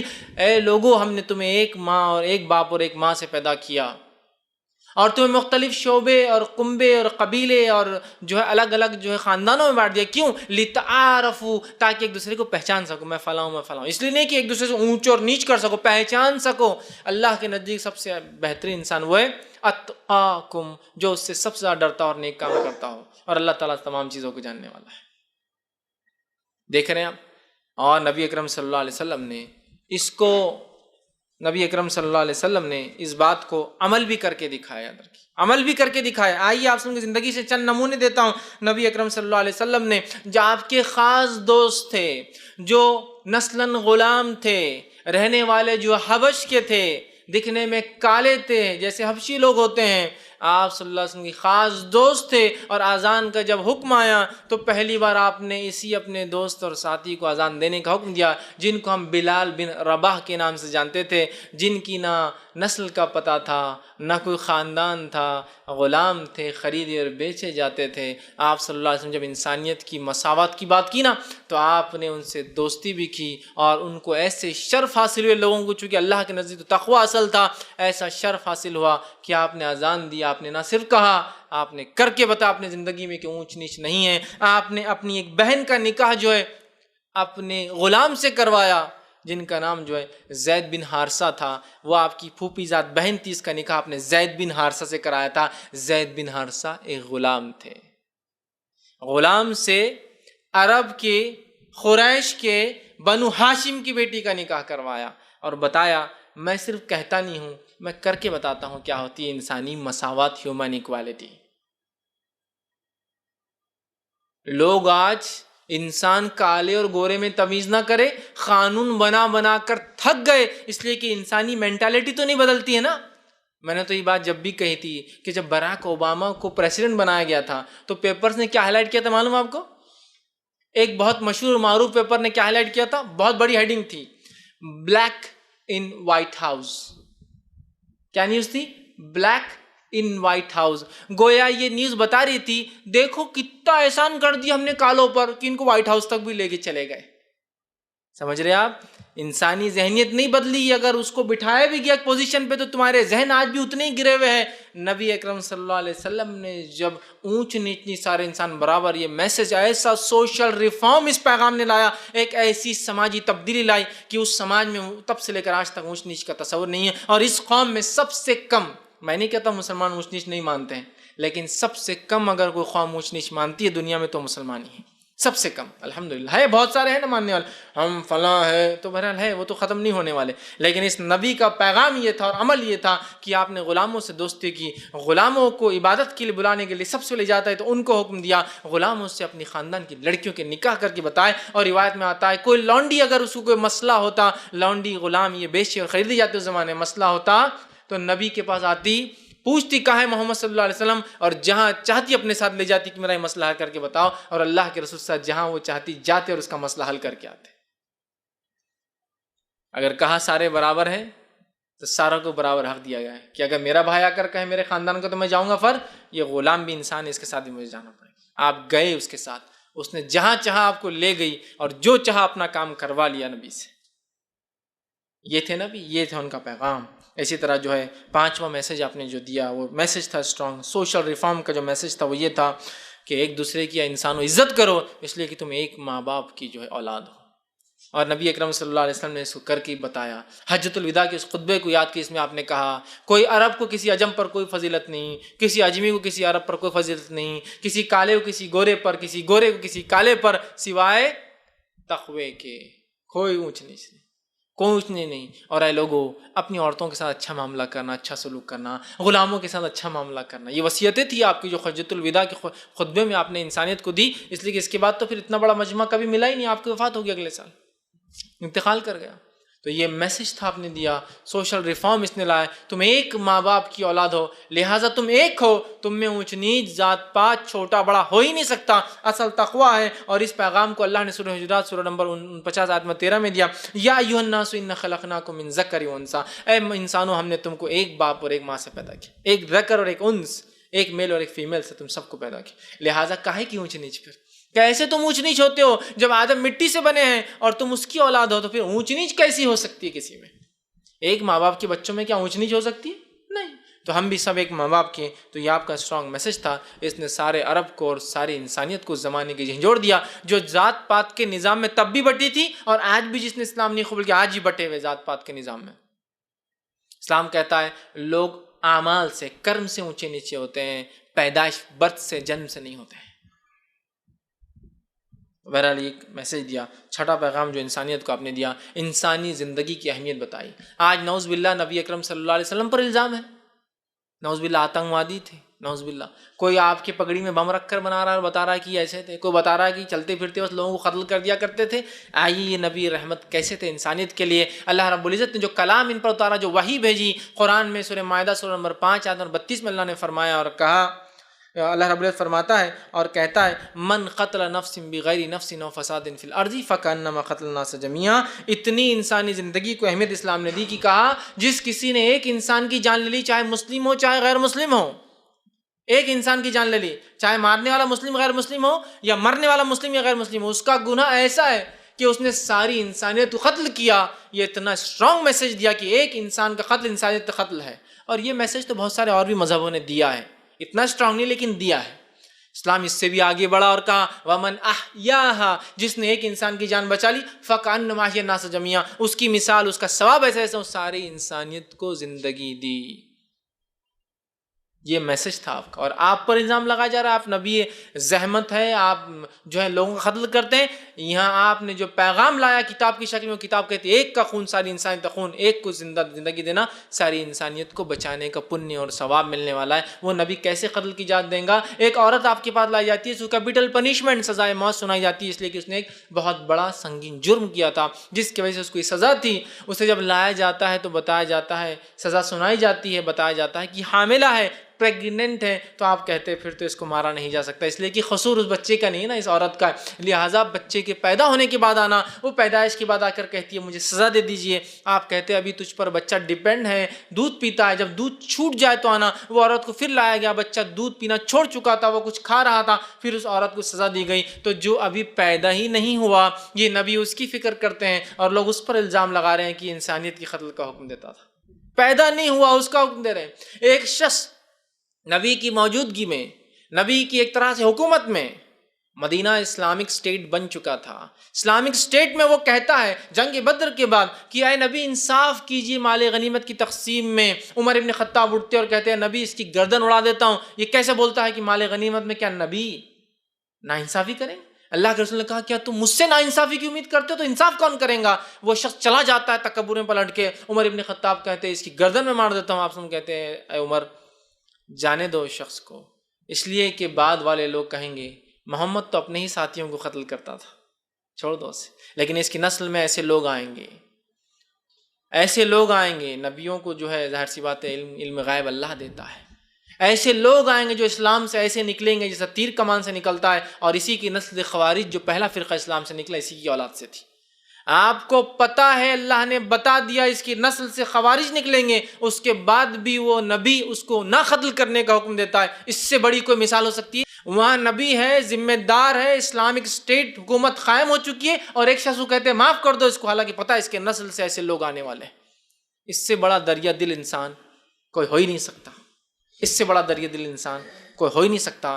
میں تو دنیا سے جس کو کہوں گا اپیل کروں گا ایک ایگزامپل تو لا دے کہ نبی ہے, نبی کے ساتھ میں نبی کے خلاف رہنے والے لوگ جن کے دل میں کفر بھرا ہے اور چہرے پر مسکراہٹیں ہیں مسلمانوں کی جیسی, جن کو منافق کہتے ہیں, ایک ایک کے نام پتہ ہونے کے باوجود بھی آپ نے ایک کو بھی قتل نہیں کیا. کہا جانے دو کوئی بات نہیں, ظاہراً تو ایمان لاتے ہیں نا. اس سے بڑی اور کیا مثال ہو سکتی ہے؟ اگر مجھے کوئی بتا دے میرے کون دشمن ہے میرے خلاف, ایک ایک کو بدلہ لوں گا میں قتل کر کے, ہے نا. صرف بتا دیا جائے کون خلاف ہے. یہاں نبی کو پتا ہے کہ یہ منافق ہے, یہ منافق ہے, یہ منافق ہے, مطلب دل سے کافر ہے, دل سے کافر ہے. جانے دو, جانے دو, جانے دو, معاف کرو. جنگ بدر ہوتی, جنگ بدر میں 70 کفار کے بڑے بڑے لوگ پکڑے جاتے ہیں. آپ سب کو رینسم لے کر, بدلہ لے کر, مال و دولت لے کر چھوڑ دیتے ہیں. اگر نبی کا مقصد خون اور خرابہ ہوتا تو کیا ان چھوڑے جاتے؟ پورے کے پورے مارے جاتے. یہ نبی ہے, یہ رحمت ہے اس کی, یہ شفقت ہے اس کے لوگوں کے ساتھ کہ وہ سب کو معاف کر دیتا تھا. جو ہے ساتواں میسج جو اس نبی نے دیا وہ تھا صبر کرنا, برداشت کرنا اور معاف کرنا اور رحم کرنا اور درگزر کرنا. ایسا میسج, ایسا پیغام انسانیت کو دیا کہ جتنے بڑے بڑے لوگ باتیں کرتے ہیں نا, ان کی باتیں ایک طرف رہ جائیں گی اگر میں 1 سے 2 نمونے صرف رکھ دوں گا کہ یہ نبی کیسی رحمت تھی انسانیت کے لیے. جو چلا رہے ہیں کہ یہ قاتل تھے نعوذ باللہ, جو چلا رہے ہیں یہ انسانیت کو ختم کرنے آئے تھے, جو چلا رہے ہیں کہ انسانوں کے دشمن تھے, میں سوال کرتا ہوں تو نے, تیری قوم نے, تیرے ملک نے انسانیت کو کیا دیا؟ میرے نبی کا صرف ایک واقعہ سناؤں گا تو تیری پوری قوم اور تیری نسل اور تیرے ملکوں نے جو کچھ کیا رحم شفقت اور برداشت وہ صرف ایک کنارے میں ہو جائیں گا. صرف ایک نبی کی زندگی کا ایک چھوٹا سا واقعہ اگر تیرے سامنے رکھ دو تو اتنا سہنشیلتا، کسی چیز کو برداشت کرنا اور شماشیلتا، معاف کرنا اور درگزر کرنا اس نبی نے میسج دیا۔ آئیے دو ہی واقعہ رکھوں، وقت نہیں ہے۔ ابن ہشام کا واقعہ ہے، طائف میں نبی اکرم صلی اللہ علیہ وسلم جاتے ہیں، دعوت دیتے ہیں، حق بتاتے ہیں، لوگ پتھر مارتے، اتنے مارتے ہیں کہ زید بن حارثہ فرماتے ہیں کہ جب ہم ایک کھیت میں جا کر بیٹھے تو جوتیاں خون کی وجہ سے چپک گئی تھی، کھینچ کے نکالنا پڑی پیروں سے۔ اس کے بعد جبرائیل اترتے ہیں آسمان سے، چونکہ آپ نبی ہیں، اور ملک الجبال ایک اور فرشتے کو ساتھ لاتے اور کہتے ہیں نبی یہ ملک الجبال ہے، آسمان یہ جو پہاڑوں کا فرشتہ ہے، اگر آپ حکم دے تو طائف دو پہاڑوں کے بیچ میں بسا ہے، حکم دے تو دونوں پہاڑوں کو یہ فرشتہ ایک جھٹکے میں ملا دے گا۔ آپ کہتے نہیں، میں لوگوں کے لیے زحمت نہیں بنا کر آیا ہوں، رحمت بنا کر بھیجا کیا ہوں، میں امید کرتا ہوں ان کی نسلیں ایمان لائیں گے، لہٰذا چھوڑ دو۔ میں آپ سے سوال کرتا ہوں، جس نبی کو یہ پاورز حاصل ہو جائے اور نعوذ باللہ اگر وہ قاتل ہو تو کیا کوئی قاتل موقع چھوڑے گا جب اس کو موقع ملا دو پہاڑوں میں ساری نسلوں کو کرش کر دینے کا، ساری انسانیت کو برباد کرنے کا؟ وہ کہتے نہیں، جانے تو نہیں پتا۔ ایک مقام پر جنگ احد کے اندر ایک کافر نے نبی اکرم صلی اللہ علیہ وسلم پتھر مارا جو آپ کے دانت مبارک پہ، چہرے مبارک پہ لگا، آپ کے دانت شہید ہوئے اور دو کڑیاں آپ کے گالوں میں دھس گئی، آپ زمین پر گر گئے۔ سعد بن ابی وقاص اور چند صحابہ، 6 سے 7 صحابہ آپ کے اطراف میں ہیں اور خون آپ کے چہرے سے جا رہا ہے، آپ خون کو پوچھتے اور کہتے ہیں اے اللہ اس قوم کو معاف کرنا، اللہم اغفر لی قومی فإنہ لا یعلمون، یہ جانتے نہیں کس کے ساتھ کریں، لہٰذا چھوڑ دینا۔ کہ ایسا نہ ہو کہ اللہ کا غصہ جوش مار جائے کہ اس نبی کو میرے تم یہ سلوک کرتے ہو جو تمہارے پاس حق کا پیغام لائے، تو اللہ کے رسول کہہ رہے ہیں اے اللہ میری قوم کی مغفرت کرنا، معاف کر دینا ان کو، یہ میرے ساتھ اس لیے کر رہے ہیں فإنہ لا یعلمون، ان کو معلوم نہیں نا میرے ساتھ جو کر رہے ہیں، نبی نہیں مان رہے نا۔ تو آپ اگر نبی زحمت ہوتے، نعوذ باللہ قاتل ہوتے، تو سب سے گلوریس چانس تھا اللہ عذاب برسا دے آسمان سے، ختم اور برباد کر دے مکے کو اور جو ہے تمام لوگوں کو اس کے طرف، نہیں کیا۔ تو یہ میں سمجھتا ہوں ایک اور دو مثالیں دی، یہ دو مثالوں کو میں سے ایک بھی آپ رکھ دے اور ساری انسانیت کی قصے ایک طرف رکھ دے، اس کی برابری نہیں کر سکتی۔ ایک مثال اور دیتا ہوں، آخری مثال ہے، ایسی مثال ہے میں دعویٰ اور چیلنج کرتا ہوں انسانیت اس مثال کی برابر ایک مثال، ایک ایگزامپل لا دے کہ ایسا ہمارے پاس ہوا ہے یا ایسے لوگ تھے، ایسا رحم دلی، ایسا شفیق نبی، ایسا عظیم اور عظمت رکھنے والا نبی، ایسا برداشت کرنے والا، حلم رکھنے والا نبی کہ جس کی انتہا نہیں۔ فتح مکہ کو یاد کیجئے، الرحیق المختوم اور تمام سیرتوں کی کتاب میں یہ واقعہ موجود ہے۔ فتح مکہ میں آپ مدینے میں سے نکل کر مکے میں داخل ہو رہے ہیں، مدینہ آپ چھوڑ چکے، مکے میں داخل ہو رہے ہیں، 10,000 کا فوجی لشکر ساتھ میں، مکے کی آبادی 70,000 کے قریب بتائی جاتی ہے اس وقت تھی، 70,000 لوگوں کی زندگیاں اب اس لشکر کے ہاتھ میں، 10,000 کے لشکر کے ساتھ آپ مکے میں داخل ہو رہے ہیں۔ فتح مکہ ہے، یہ وہی شہر ہے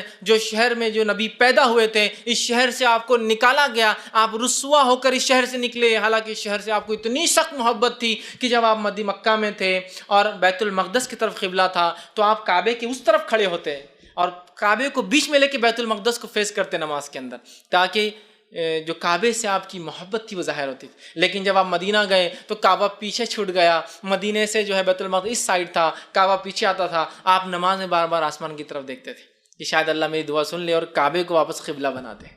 اتنی نبی کو اس شہر سے محبت تھی، اس شہر سے لوگوں نے آپ کو بڑا رسوا کر کے نکالا، تکلیف دے کے نکالا، 2 بیٹیوں کو طلاق دے کر، آنکھ پر کچرا ڈال کر، گھر میں کچرا پھینک کر، سر پر جو ہے اونٹ کی وجڑی اور گندگی اور جو اس کا غلاظت وہ سر پر ڈال کر، گلے کے اندر ایک کپڑا ڈال کر کھینچ کر ایسا باندھا کہ آپ کی آنکھیں نکل کر باہر، ایک روایت میں آتا ابوبکر صدیق نے بیچ میں گھس کر بچایا تو آپ کو اتنا مارا کہ آپ کا سر اور چہرہ ایک جیسا کر دیا مار مار کر۔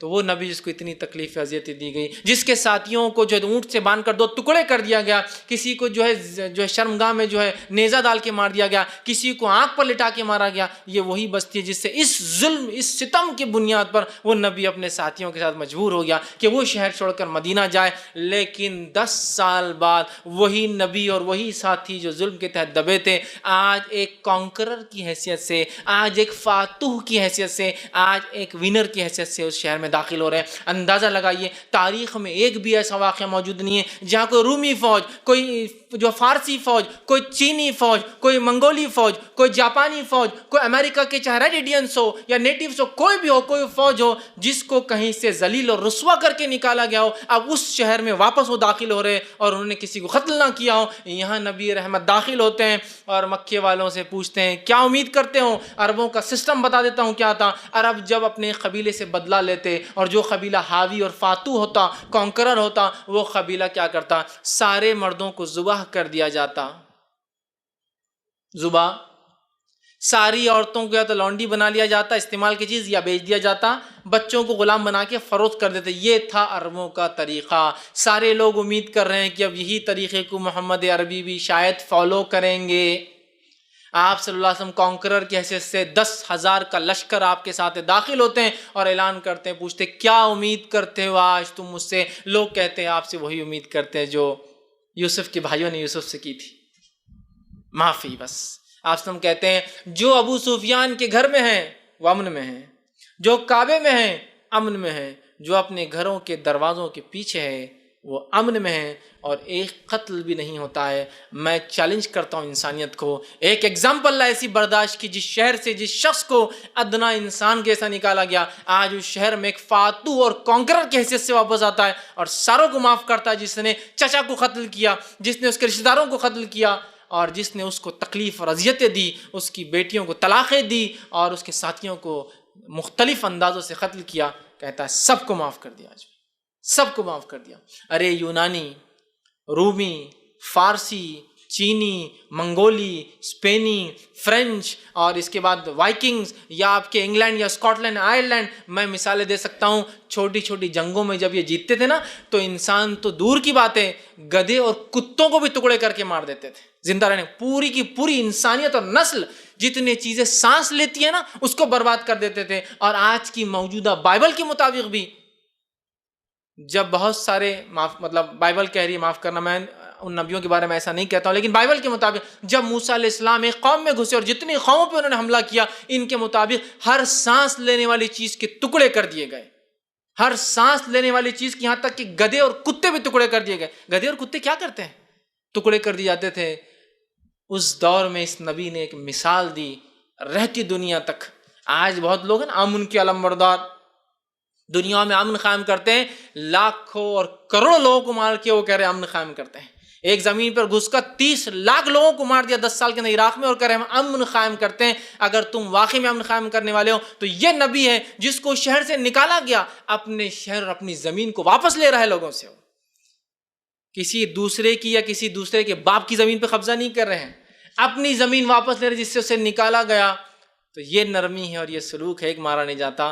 آپ کہہ رہے ہیں ہم دنیا کو امن دیتے ہیں، لاکھوں کروڑوں مار کے تو آپ سب سے بڑے دہشت گرد تو آپ ہی ہیں، اور آپ دنیا کو امن کی بات۔ یہ ہے امن، یہ ہے امن کہ ایک انسان قتل نہیں کیا گیا فتح مکہ میں، ایک انسان، ناٹ اے سنگل۔ ایسی ایک ایگزامپل، ایک مثال، ایک ادھارن میں چیلنج کرتا ہوں انسانیت کو لے آئے اور پھر بتائے اور پھر کہے کہ نبی ظالم تھا، نعوذ باللہ۔ ایسا برداشت کرنے کا مادہ اور ایسا معاف کرنے کا مادہ تھا، ایسی مثالیں انسانیت کو دی کہ رہتی دنیا تک اس کو خالی پڑھ کر عمل کرنے کی کوشش کیا تو کم پڑے گا۔ آئیے جو آپ کا 8th میسج تھا وہ یہ تھا، فیمیل انفینٹیسائڈ کے خلاف آپ نے 1450 سال پہلے ایک مشن چھیڑ دیا، 1450 سال پہلے ایک مشن چھیڑ دیا، عورت کو بچایا جائے، عورت بڑی اہم ہے، عورت کو عزت اور وقار دیا، اور ساتھ میں اس کی مارنے کو آپ نے ممنوع کیا۔ اور اللہ کے رسول صلی اللہ علیہ وسلم یہ فرمایا اور کہا، حدیث کے اندر ہے، مسلم کی روایت ہے، جو شخص جس کو 3 لڑکی بیٹیاں ہوں وہ ان کو پالے پرورش کرے، ان کا نکاح کر دے، وہ جنت میں میرے ساتھ ایسا رہیں گا۔ کسی نے سوال کیا 2 کا کیا کہتے ہیں؟ تو کہا جو 2 بھی کر لے وہ بھی میرے ساتھ جنت میں ایسا رہیں گا۔ یہ ہے وہ نبی، لڑکی کی پیدائش کو خوشی کا موقع، لڑکی کو جو ہے پالنا پرورش کر کے 3 کی شادی کر دینا، جنت میں جا رہا ہے، نبی کے ساتھ رہ رہا ہے۔ اور قرآن جو وہی آپ پر اتری تھی، قرآن نے سورہ جو ہے انعام سورہ نمبر 6 آیت نمبر 151 میں کہا، وَلَا تَقْتُلُوا أَوْلَادَكُم مِّنْ إِمْلَاقٍ، اپنی اولاد کو بھوک کے ڈر سے مت مارو، کیا کھلاؤں گے سوچ کر مت مارو۔ تو اس نبی نے 1450 سال پہلے مشن چھڑا، بیٹی بچاؤ، بیٹی بچاؤ، نہیں کی حقیقت میں کہا کہ لڑکی کو بچاؤ، بیٹی بچاؤ۔ تو 1450 سال پرانا آندولن اور مشن مسلمان چلا رہے ہیں، اپنی بیٹیوں کو مسلمان الحمدللہ آج بھی سب سے کم قتل کرتے ہیں، نہیں کرتے میں ایسا نہیں بولتا ہوں، لیکن سب سے کم قتل کرتے ہیں۔ یہ اس نبی کی تعلیمات کی چھاپ تھی جنہوں نے ہماری زندگیوں کو بدل دیا. تو یہ نبی رحمت ہیں. 9واں میسج جو آپ نے ایک اسٹرانگ دیا وہ تھا عورتوں کو ایسے حق دیے جن حقوق کو میں آج بھی چیلنج کرتا ہوں. دنیا کے جو سب سے فارورڈ کنٹریز ہے، جو اپنے آپ کو فرسٹ ورلڈ کنٹریز کہتے ہیں، وہ حقوق بتا دے، وہ رائٹس بتا دے، وہ ادھیکار بتا دے جو اس نبی نے 1450 سال پہلے عورتوں کو دیے. ایسے ادھیکار، ایسے حقوق، ایسے رائٹس کہ جس کی کوئی انتہا نہیں. سب سے پہلا حق جو ان کو دیا عورتوں کو، وہ رائٹ، اسپرچول رائٹ دیا. یہ حق دیا کہ وہ عبادت کر سکتی ہے. وہی نماز جو مرد پڑھیں گے عورت بھی پڑھیں گی، وہی توحید جو مرد کی وہی عورت کی، وہی زکوٰۃ جو مرد دیں گے وہ عورت دیں گی، وہی حج جو مرد کریں گے وہ عورت کریں گی. ساری عبادتیں مرد اور عورت کی برابر ہے اسلام کے اندر. اسپرچول رائٹس دی. دوسری اکنامیکل رائٹ دی، اس کو پورے حق دیے. بیٹی ہونے کے ناطے، جو ہے بیوی ہونے کے ناطے اس کو رائٹس دیے، اور اس کو پورے اکنامیکل رائٹس سے نکاح ہو تو اس کو مہر دیا جائے. باپ مر جائیں گے تو وارث میں حصہ بنیں گی. بھائی کی اس میں بھی بن سکتی ہے، اگر اس کو بیٹیاں نہ ہو بھائی کو تو اس کو مختلف طریقے سے وراثت میں حصے دار بنایا، مہر کے شکل میں دیا. اس کو پورے حق دیے کہ جائیداد خریدے، جائیداد بیچے، لینے اور دینے کا حق دیا. اس کو بزنس کرنے کا 1450 سال پہلے حق دیا. یہ وہ زمانہ تھا جب کچھ قومیں اس میں ہی پڑی ہوئی تھی کہ عورت میں روح رہتی ہے نہیں رہتی. Does a woman have a civil اور ناٹ؟ اس میں روح ہے یا نہیں، اس میں ابھی ان کی منطقیں اور ان کی بحثیں چالو تھی. اس دور میں یہود و نصارہ تو اسی میں پریشان تھے اس دور میں کہ اس میں روح ہے یا نہیں ہے، یہ شیطان سے پیدا ہوئی ہوئی ہے عورت. اور باقی روم جو بڑی تہذیب مانی جاتی ہے نا، بہت اونچی تہذیب، ماشاءاللہ آج کے مسلمان بھی بڑے اس تہذیب کو مانتے ہیں. رومی تہذیب، یا جس کو یونانی اور جو ہے جو رومن جو ہے سویلائزیشن کہتے ہیں، اس میں عورت کا کیا مقام تھا؟ عورت کا مقام کیا تھا دیکھنا تو پومپئی شہر کا واقعہ، اس کی تاریخ پڑھ لیں، آپ کو پتہ چل جائے گا عورت کی کیا حیثیت اس شہر میں تھی. یہ خریدی اور بیچی جاتی تھی، یہ استعمال کی چیز تھی، یہ اس کا مقام تھا.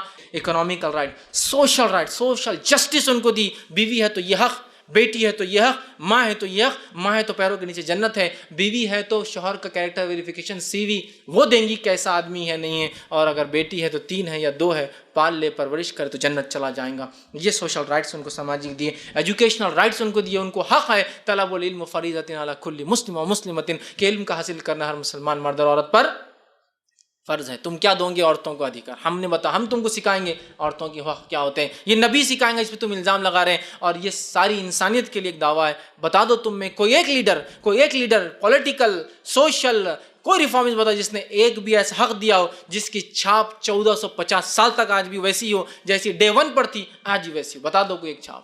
یہ تبھی ہو سکتا ہے جب وہ نبی حق ہو، اس کے بول میں، جس کو کہیں گے اس کے قول اور فعل ایک جیسا ہو، تبھی یہ چھاپ پڑتی ہے. خالی بولنے والے تو بہت بولتے ہیں یہ کرو وہ کرو، اور آخری میں خود کا کچھ اور ہی چل رہا.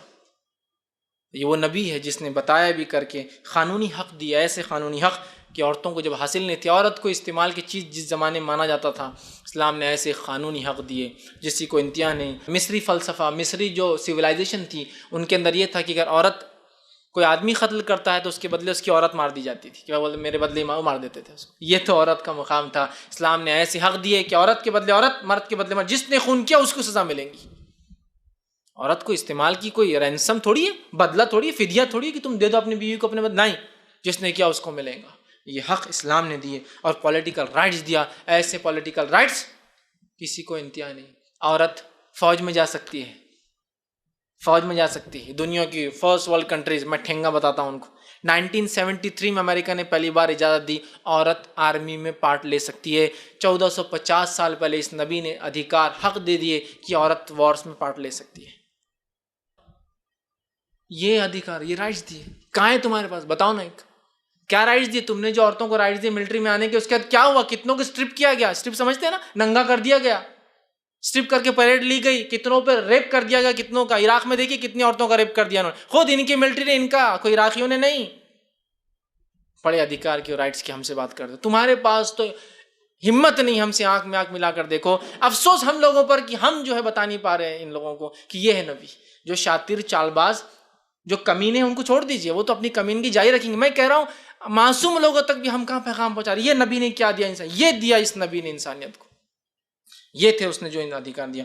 10واں اور اسٹرانگ میسج جو اس نبی نے دیا وہ تھا محبت کا، پریم کا، معافی کا، درگزر کرنے کا. اتنا میسج دیا. اسلام کی بنیادیں ہیں جو باتیں میں آپ سے کہہ رہا ہوں. آپ صلی اللہ علیہ وسلم فرمایا اور کہا، کی بات ہے لا یؤمن احدکم حتی یحب لاخی ما یحب لنفسہ، تم میں سے کوئی شخص جب تک اچھا مسلمان، صحیح مسلمان، ایمان والا نہیں ہو سکتا جب تک کہ جو اپنے لیے پسند کرے اپنے بھائی کے لیے نہ پسند کرے۔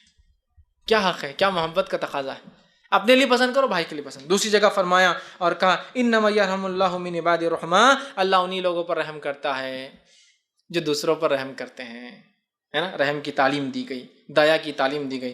تیسری جگہ کی روایت میں فرمایا کہا ارحموا من فی الارض یرحمکم من فی السماء، زمین والوں پر رحم کرو تو آسمان والا تم پر رحم کرے گا۔ بخاری کی روایت میں بیان کر دیا ایک آدمی نے کتے کو پانی پلایا جنت میں چلا گیا، ایک عورت نے بلی کو باندھ کے رکھا، نہ کھانا دیا نہ پانی دیا، وہ مر گئی، وہ جہنم چلے گئی۔ تو یہ وہ نبی رحمت ہے جس نے جانور کے قتل پر لوگوں کو جہنم کے وعیدیں سنائی ہیں۔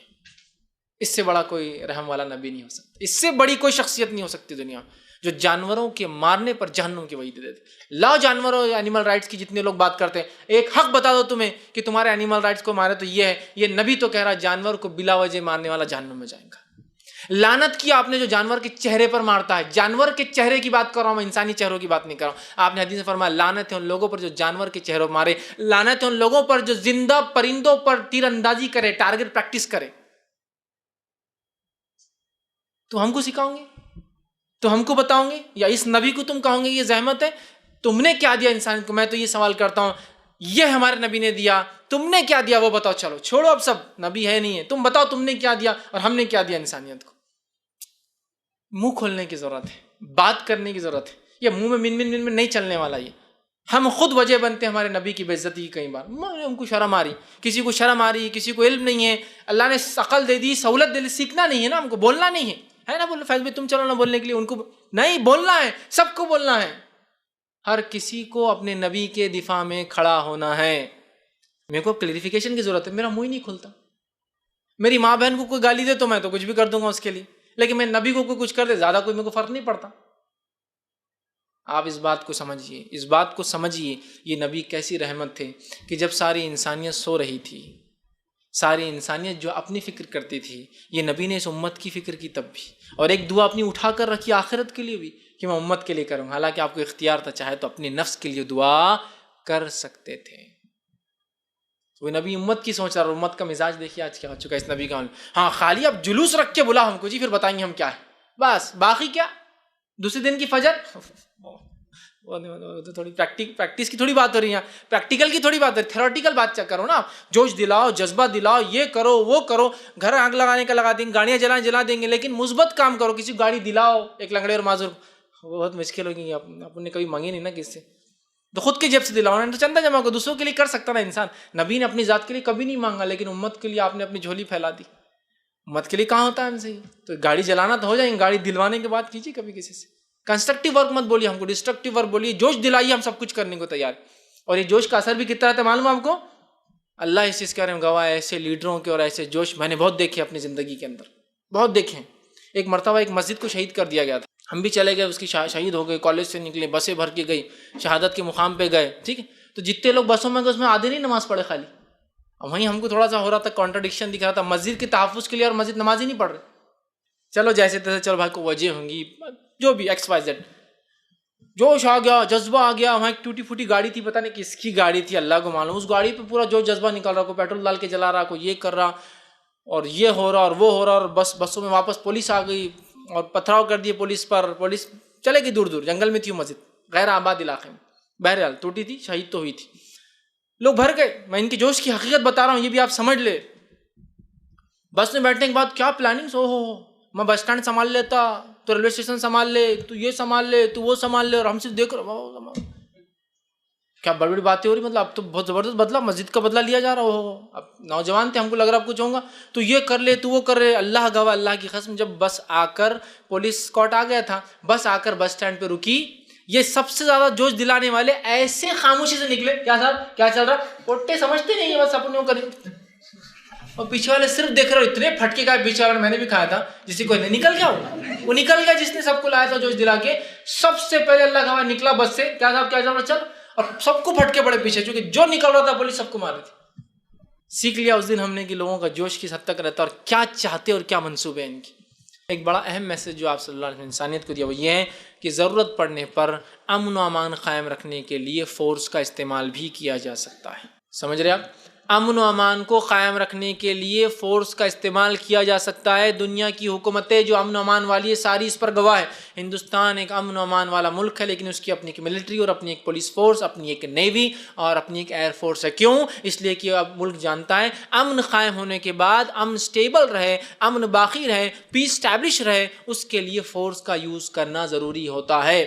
یو این کے اندر، نیٹو کے اندر پیس کیپنگ فورسز ہوتی ہے، پیس کیپنگ فورسز. سمجھ رہے آپ؟ تو نبی نے بھی یہی پیغام دیا، ضرورت پڑنے پر حق کے دفاع کے لیے امن کو قائم کرنے کی فورس بھی استعمال ہو. کیوں دنیا اس کو بے ڈھنگی اور بے ڈھپ طریقے سے پیش کرتی ہے، جبکہ خود پیس کیپنگ فورسز بناتے ہیں، نیٹو بناتے ہیں، یو این کی پیس کیپنگ فورسز ہے. اسی طرح افریقہ کی پیس کیپنگ فورسز اب جن کے ممالک کی ہیں. انڈیا جو ہے ایک پیسفل کنٹری ہونے کے بعد بھی ایک اپنی ملٹری اور اپنی ایک ایئر فورس اور اپنی ایک نیوی اور اپنی پولیس فورس رکھتا ہے. اس لیے یہ گواہ ہے کہ شانتی استھاپت ہونے کے بعد اس کو قائم اور اس کو باقی رکھنے کے لیے شکتی کی اور جو ہے پاور کی ضرورت ہوتی ہے. تو نبی اکرم صلی اللہ علیہ وسلم یہی کہا کہ جب پیس اسٹیبلش ہو جائے تو اس کو باقی رکھنے کے لیے فورس کا یوز کیا جائے. تو کیوں اس کو بے ڈھنگے روپ سے پیش کیا جاتا؟ دیکھو اس نبی نے ایک ہی زندگی میں 70 تو فلاں کر دیے، 360 تو مور کے چھیڑ دیے، اتنے تو لوگ مرے. میں چیلنج سے کہتا ہوں کوئی بتا دے نبی اکرم صلی اللہ علیہ وسلم کی پوری زندگی میں کہ آپ نے کسی ایک کافر کو اپنے ہاتھ سے قتل کیا؟ آپ سم کے ہاتھ سے بول رہا ہوں آپ کو، ایک بتا دے کہ آپ نے قتل کیا. اور پورے آپ سم کی 23 سالہ زندگی میں ایک حساب کے مطابق 7,000 سے لے کر صرف 8,000 لوگ مارے گئے. میں چیلنج کرتا ہوں چھوٹی سے چھوٹی دنیا کی جو جنگ اور جھڑپ ہوئی ہے اس کے اندر کو بتا دے کہ 23 ایئرس کے آپ صلی اللہ علیہ وسلم نے جو کیا 23 سال میں صرف 7,000 سے لے کر 8,000 کے بیچ لوگ مارے گئے، سب ملا کر، جس میں آپ شامل تھے، جس میں آپ نہیں بھی تھے اور صحابہ گئے. بتائیے آپ کو ایک چیز، ایک ایسی مثال بتائیے. آپ تو صرف آسمان سے ایک ہی پھینکتے تو 7-8 ہزار تو یوں اڑ جاتے، فیومز بن کے، انسان بھی نہیں بنتے، بھاپ بن کے اڑ جاتے ہیں. کلسٹر ڈال دیتے ہیں اوپر سے، ایک جگہ گرتا ہے 70 جگہ اور پھوٹتا ہے جا کر. ہاں، ڈرون ڈال دیتے ہیں آپ، بہت آسانی سے ٹارگٹ کرو، مارو، پتہ چلا شادی تھی، کوئی بات نہیں، ایک شادی تھی اگلی کر لینا، کوئی مسئلہ نہیں. شاید 70 مار، کوئی مسئلہ نہیں، 100 مار. بتا دیا آپ مجھے ایک. میں کہہ رہا ہوں نا، ہم کو ضرورت ہے منہ کھولنے کی. ان لوگوں کو آئینہ دکھانے کی ضرورت ہے کبھی کبھار کہ یہ ہے مرر، اپنے آپ کو پہلے دیکھ لو پھر بات کرو ہم سے آگے، اپنی اوقات دیکھ لو پھر ہم سے بات کرنا آگے. ٹھیک؟ تو یہ ضرورت ہے اس قوم کو. اور ڈیفینسو موڈ میں آنے کی ضرورت نہیں. آفینس میں یہ بھی نہیں کہہ رہا ہوں آپ اٹیکنگ موڈ میں رہو، لیکن میں یہ کہنا چاہ رہا ہوں حقیقتوں کو تو منہ کھولو اپنا، وہاں بھی چپ بیٹھے ہوئے. آئیے آپ سمجھ کے اور کیا تعلیمات ہے، 20 تعلیمات اور جو اسٹرانگ پوائنٹس ہے رکھ کے بات ختم کرو. ایک لائن میں رکھوں گا. آپ نے صدقات اور فطرہ اور مختلف طریقوں سے غریبوں کو دینے کی تعلیم دی. آپ صلی اللہ علیہ وسلم نے ماں باپ کے ایسے جو ہے مقام بتائے کہ ماں کو جنت، ماں کی قدموں کے نیچے جنت اور باپ کو جنت کا دروازہ بنا دیا.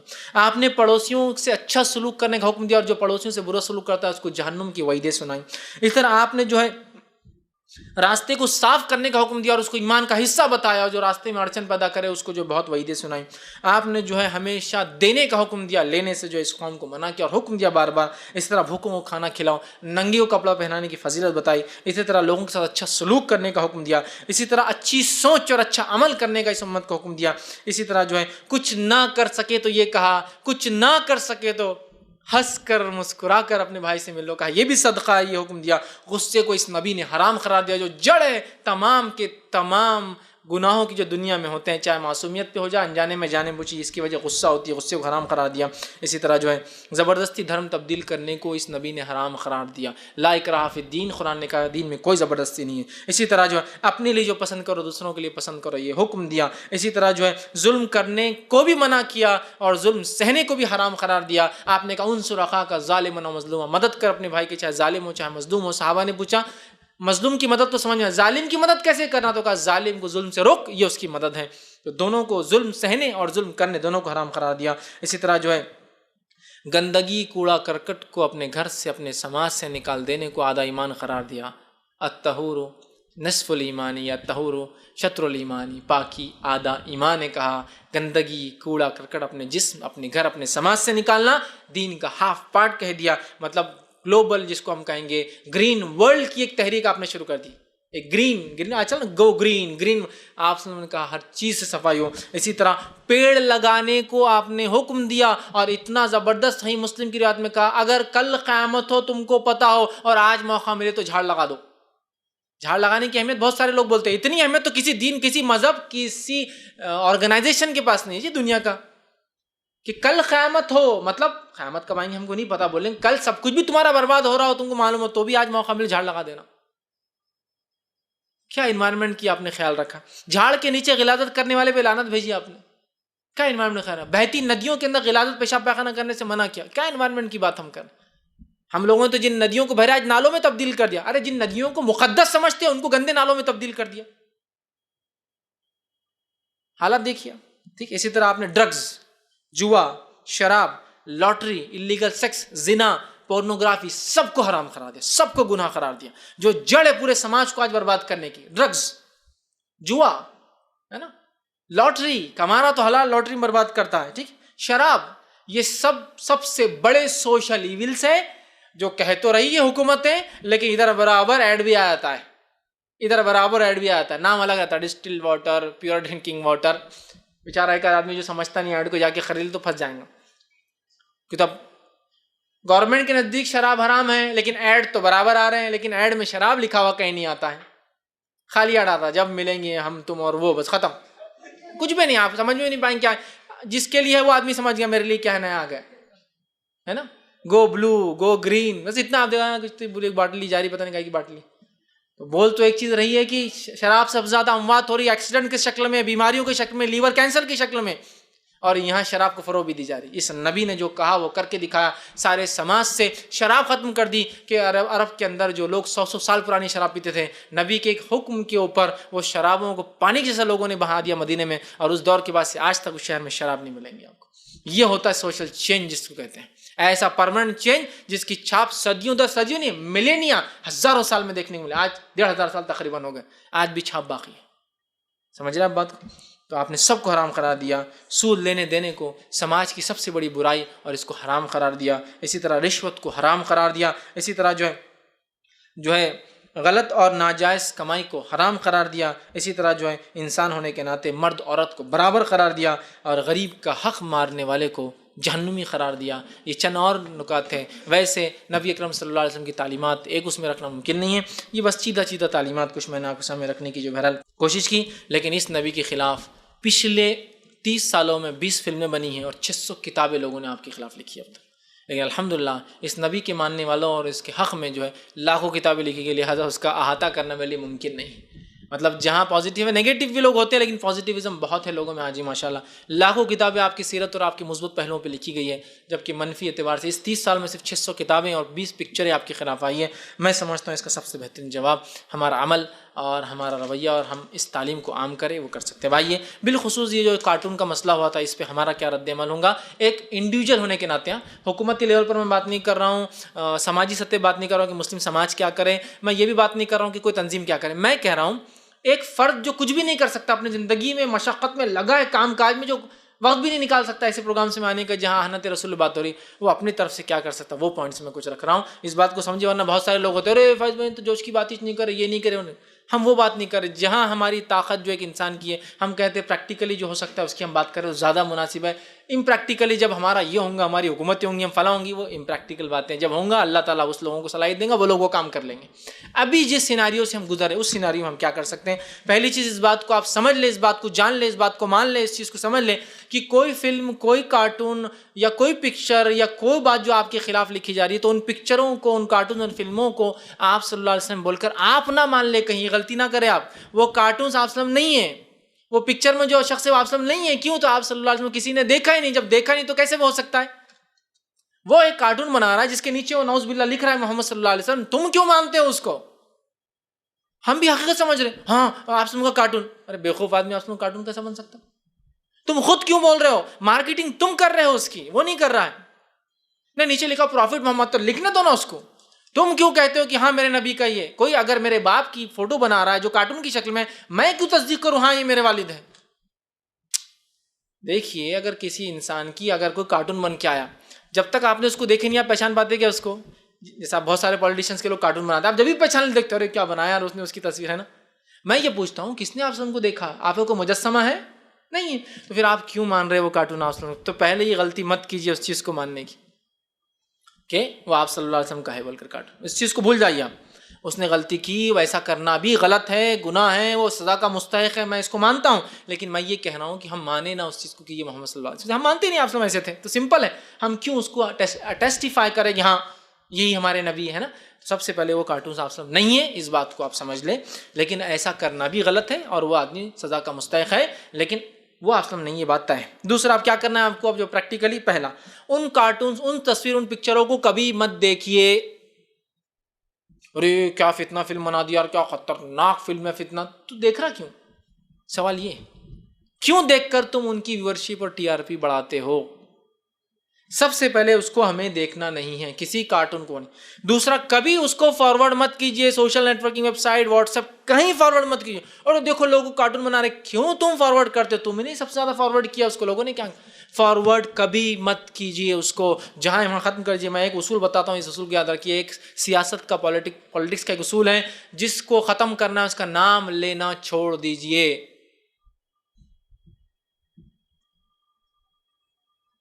فرانس میں کیا ہوا؟ کیا ہوا؟ فرانس میں یہ ہوگا, فرانس میں ہوگا, فرانس میں ہوگا, فرانس میں ہوگا. آپ نے مارکیٹنگ فرانس کی, فرانس کو تو کوئی پہچانتا ہی نہیں تھا. آج بھی کئی دینی رہنما ہیں, اگر ان سے پیپر کا نام پوچھ جائے کس نے چھاپا تو نہیں معلوم ان کو, جو تقریر ہو لیکن معلوم نہیں حقیقت میں ہوا کیا وہاں, کس شکل میں اہانت کی گئی. لیکن میں یہ کہنا چاہ رہا ہوں, حقیقتوں وہ کیجیے. کسی نے کیا, ہم اس کا رد عمل بالکل کریں گے, لیکن ہم اتنے دور ہے, ہمارا رجسٹر نہیں ہوتا. ہم جو یہاں کر سکتے وہ بتائیے کہ کل سے نوجوانوں کیا کرنا جو یہاں بیٹھے. کل سے کچھ نہیں, ابھی سنو اور چلے جاؤ, نہیں, کل سے کیا کرنا ہے آپ لوگوں کو, کیسے اس کا احتجاج کریں گے ہم, کیسے پروٹیسٹ اپنی لائف میں ہم کریں گے. نہیں, وہ کچھ نہیں, ختم. یہ طریقہ نہیں ہے. پھر یاد رکھیے, پریکٹیکلی ہم کچھ نہیں کر سکتے, وہ ایک دوسرے ملک میں ہو رہا, خاموشی اختیار کریں, ختم کر دیجیے اس ایشو کو, ہے نا. واللہ سلمان رشدی کو, تسلیمہ نسرین کو جتنا ہم نے مارکیٹنگ دی نا, اتنا وہ شاید زندگی بھر بھی لکھتے نا کچھ بھی, تو بھی اتنی مارکیٹنگ نہیں ہوتی تھی ان کی. ختم کر دیجیے. کرنے والے اپنا کام کر رہے ہیں, چھوڑ دیجیے ان کے اوپر, اپن ختم کر دیجیے. چرچے مت لائیے, میں کچھ کر سکتا ہوں کہ ان کا نہیں, خاموش بیٹھ جاؤ. آپ کچھ نہیں, خاموش بیٹھ جائیں. نہ فارورڈ کیجیے کارٹونس, نہ دیکھیے ان کو کبھی غلطی سے. رپورٹ کیجیے ان کو, تیسرا پوائنٹ, اور رپورٹ ارلیسٹ اسٹیج میں کیجیے. معلوم آپ کو, اگر ایک بار سوشل نیٹورکنگ پہ کوئی چیز ویورشپ بہت بڑھ جاتی ہے تو اس کو یوٹیوب اور فیس بک نیچے نہیں اتارتے ہیں. پھر ارلیسٹ اسٹیج میں جا کر رپورٹ کیجیے, کمیونٹی گائیڈ لائن ہٹ کر رہا ہے بول کریں. اور سوشل نیٹورکنگ ویب سائٹ پر, خاص طور پر یوٹیوب پر اور فیس بک پر, کمیونٹی گائیڈ لائنس کوئی چیز اگر ہٹ کرتی ہے اور اگر اس کو رپورٹ کرتا ہے تو اتنے سخت وہ ایکشن لیتے ہیں کہ اگر 2 رپورٹ ہوتی ہے تو اس کا اکاؤنٹ بند ہو جاتا ہے, صرف 2 رپورٹ پر. ایک رپورٹ پر 6 مہینے کے لیے بند کرتے ہیں, اور ایک سیکنڈ رپورٹ اگر اسی 6 مہینے میں آ گئی تو بند ہو جاتا ہے. تو میں آپ کو, ہم کو وہ جان پہ آتا نہیں, دیکھنے میں بڑا مزہ آتا نا, دیکھو آپ سم کی تصویر, اور اس کو آپ ہی فارورڈ کریں.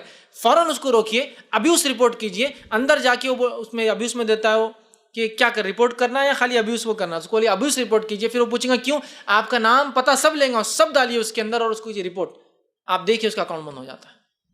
صرف 2 لوگوں پہ, صرف 2 لوگوں کے کمیونٹی گائیڈ لائنز ہٹ کر رہا ہے بولنے پر اس کا اکاؤنٹ کلوز ہو جاتا ہے, سیم اگر 6 منتھ کے اندر ہو جائے تو میں تو کہہ رہا ہوں نا, ایک ساتھ مل کے, آپ کو پتا ہے فلاں نے کیا, ایک ساتھ مل کے وہیں ختم کر دیجیے نا. اس کو وہ کر کے پیپر میں چھاپ کر, تم اور میں ہی وجہ بنتے ہیں نبی کی اہانت کی سب سے زیادہ. دیکھو کل یہ چھپا, اللہ کا نام جوتے پہ تھا, کیوں چھاپا تم نے اس کو, تم آپ وجہ بنے اس کی مارکیٹنگ میں. کس کو پتا تھا وہ جوتے پہ چھپا ہوا ہے بول کر. عقل بھی کوئی چیز ہوتی ہے.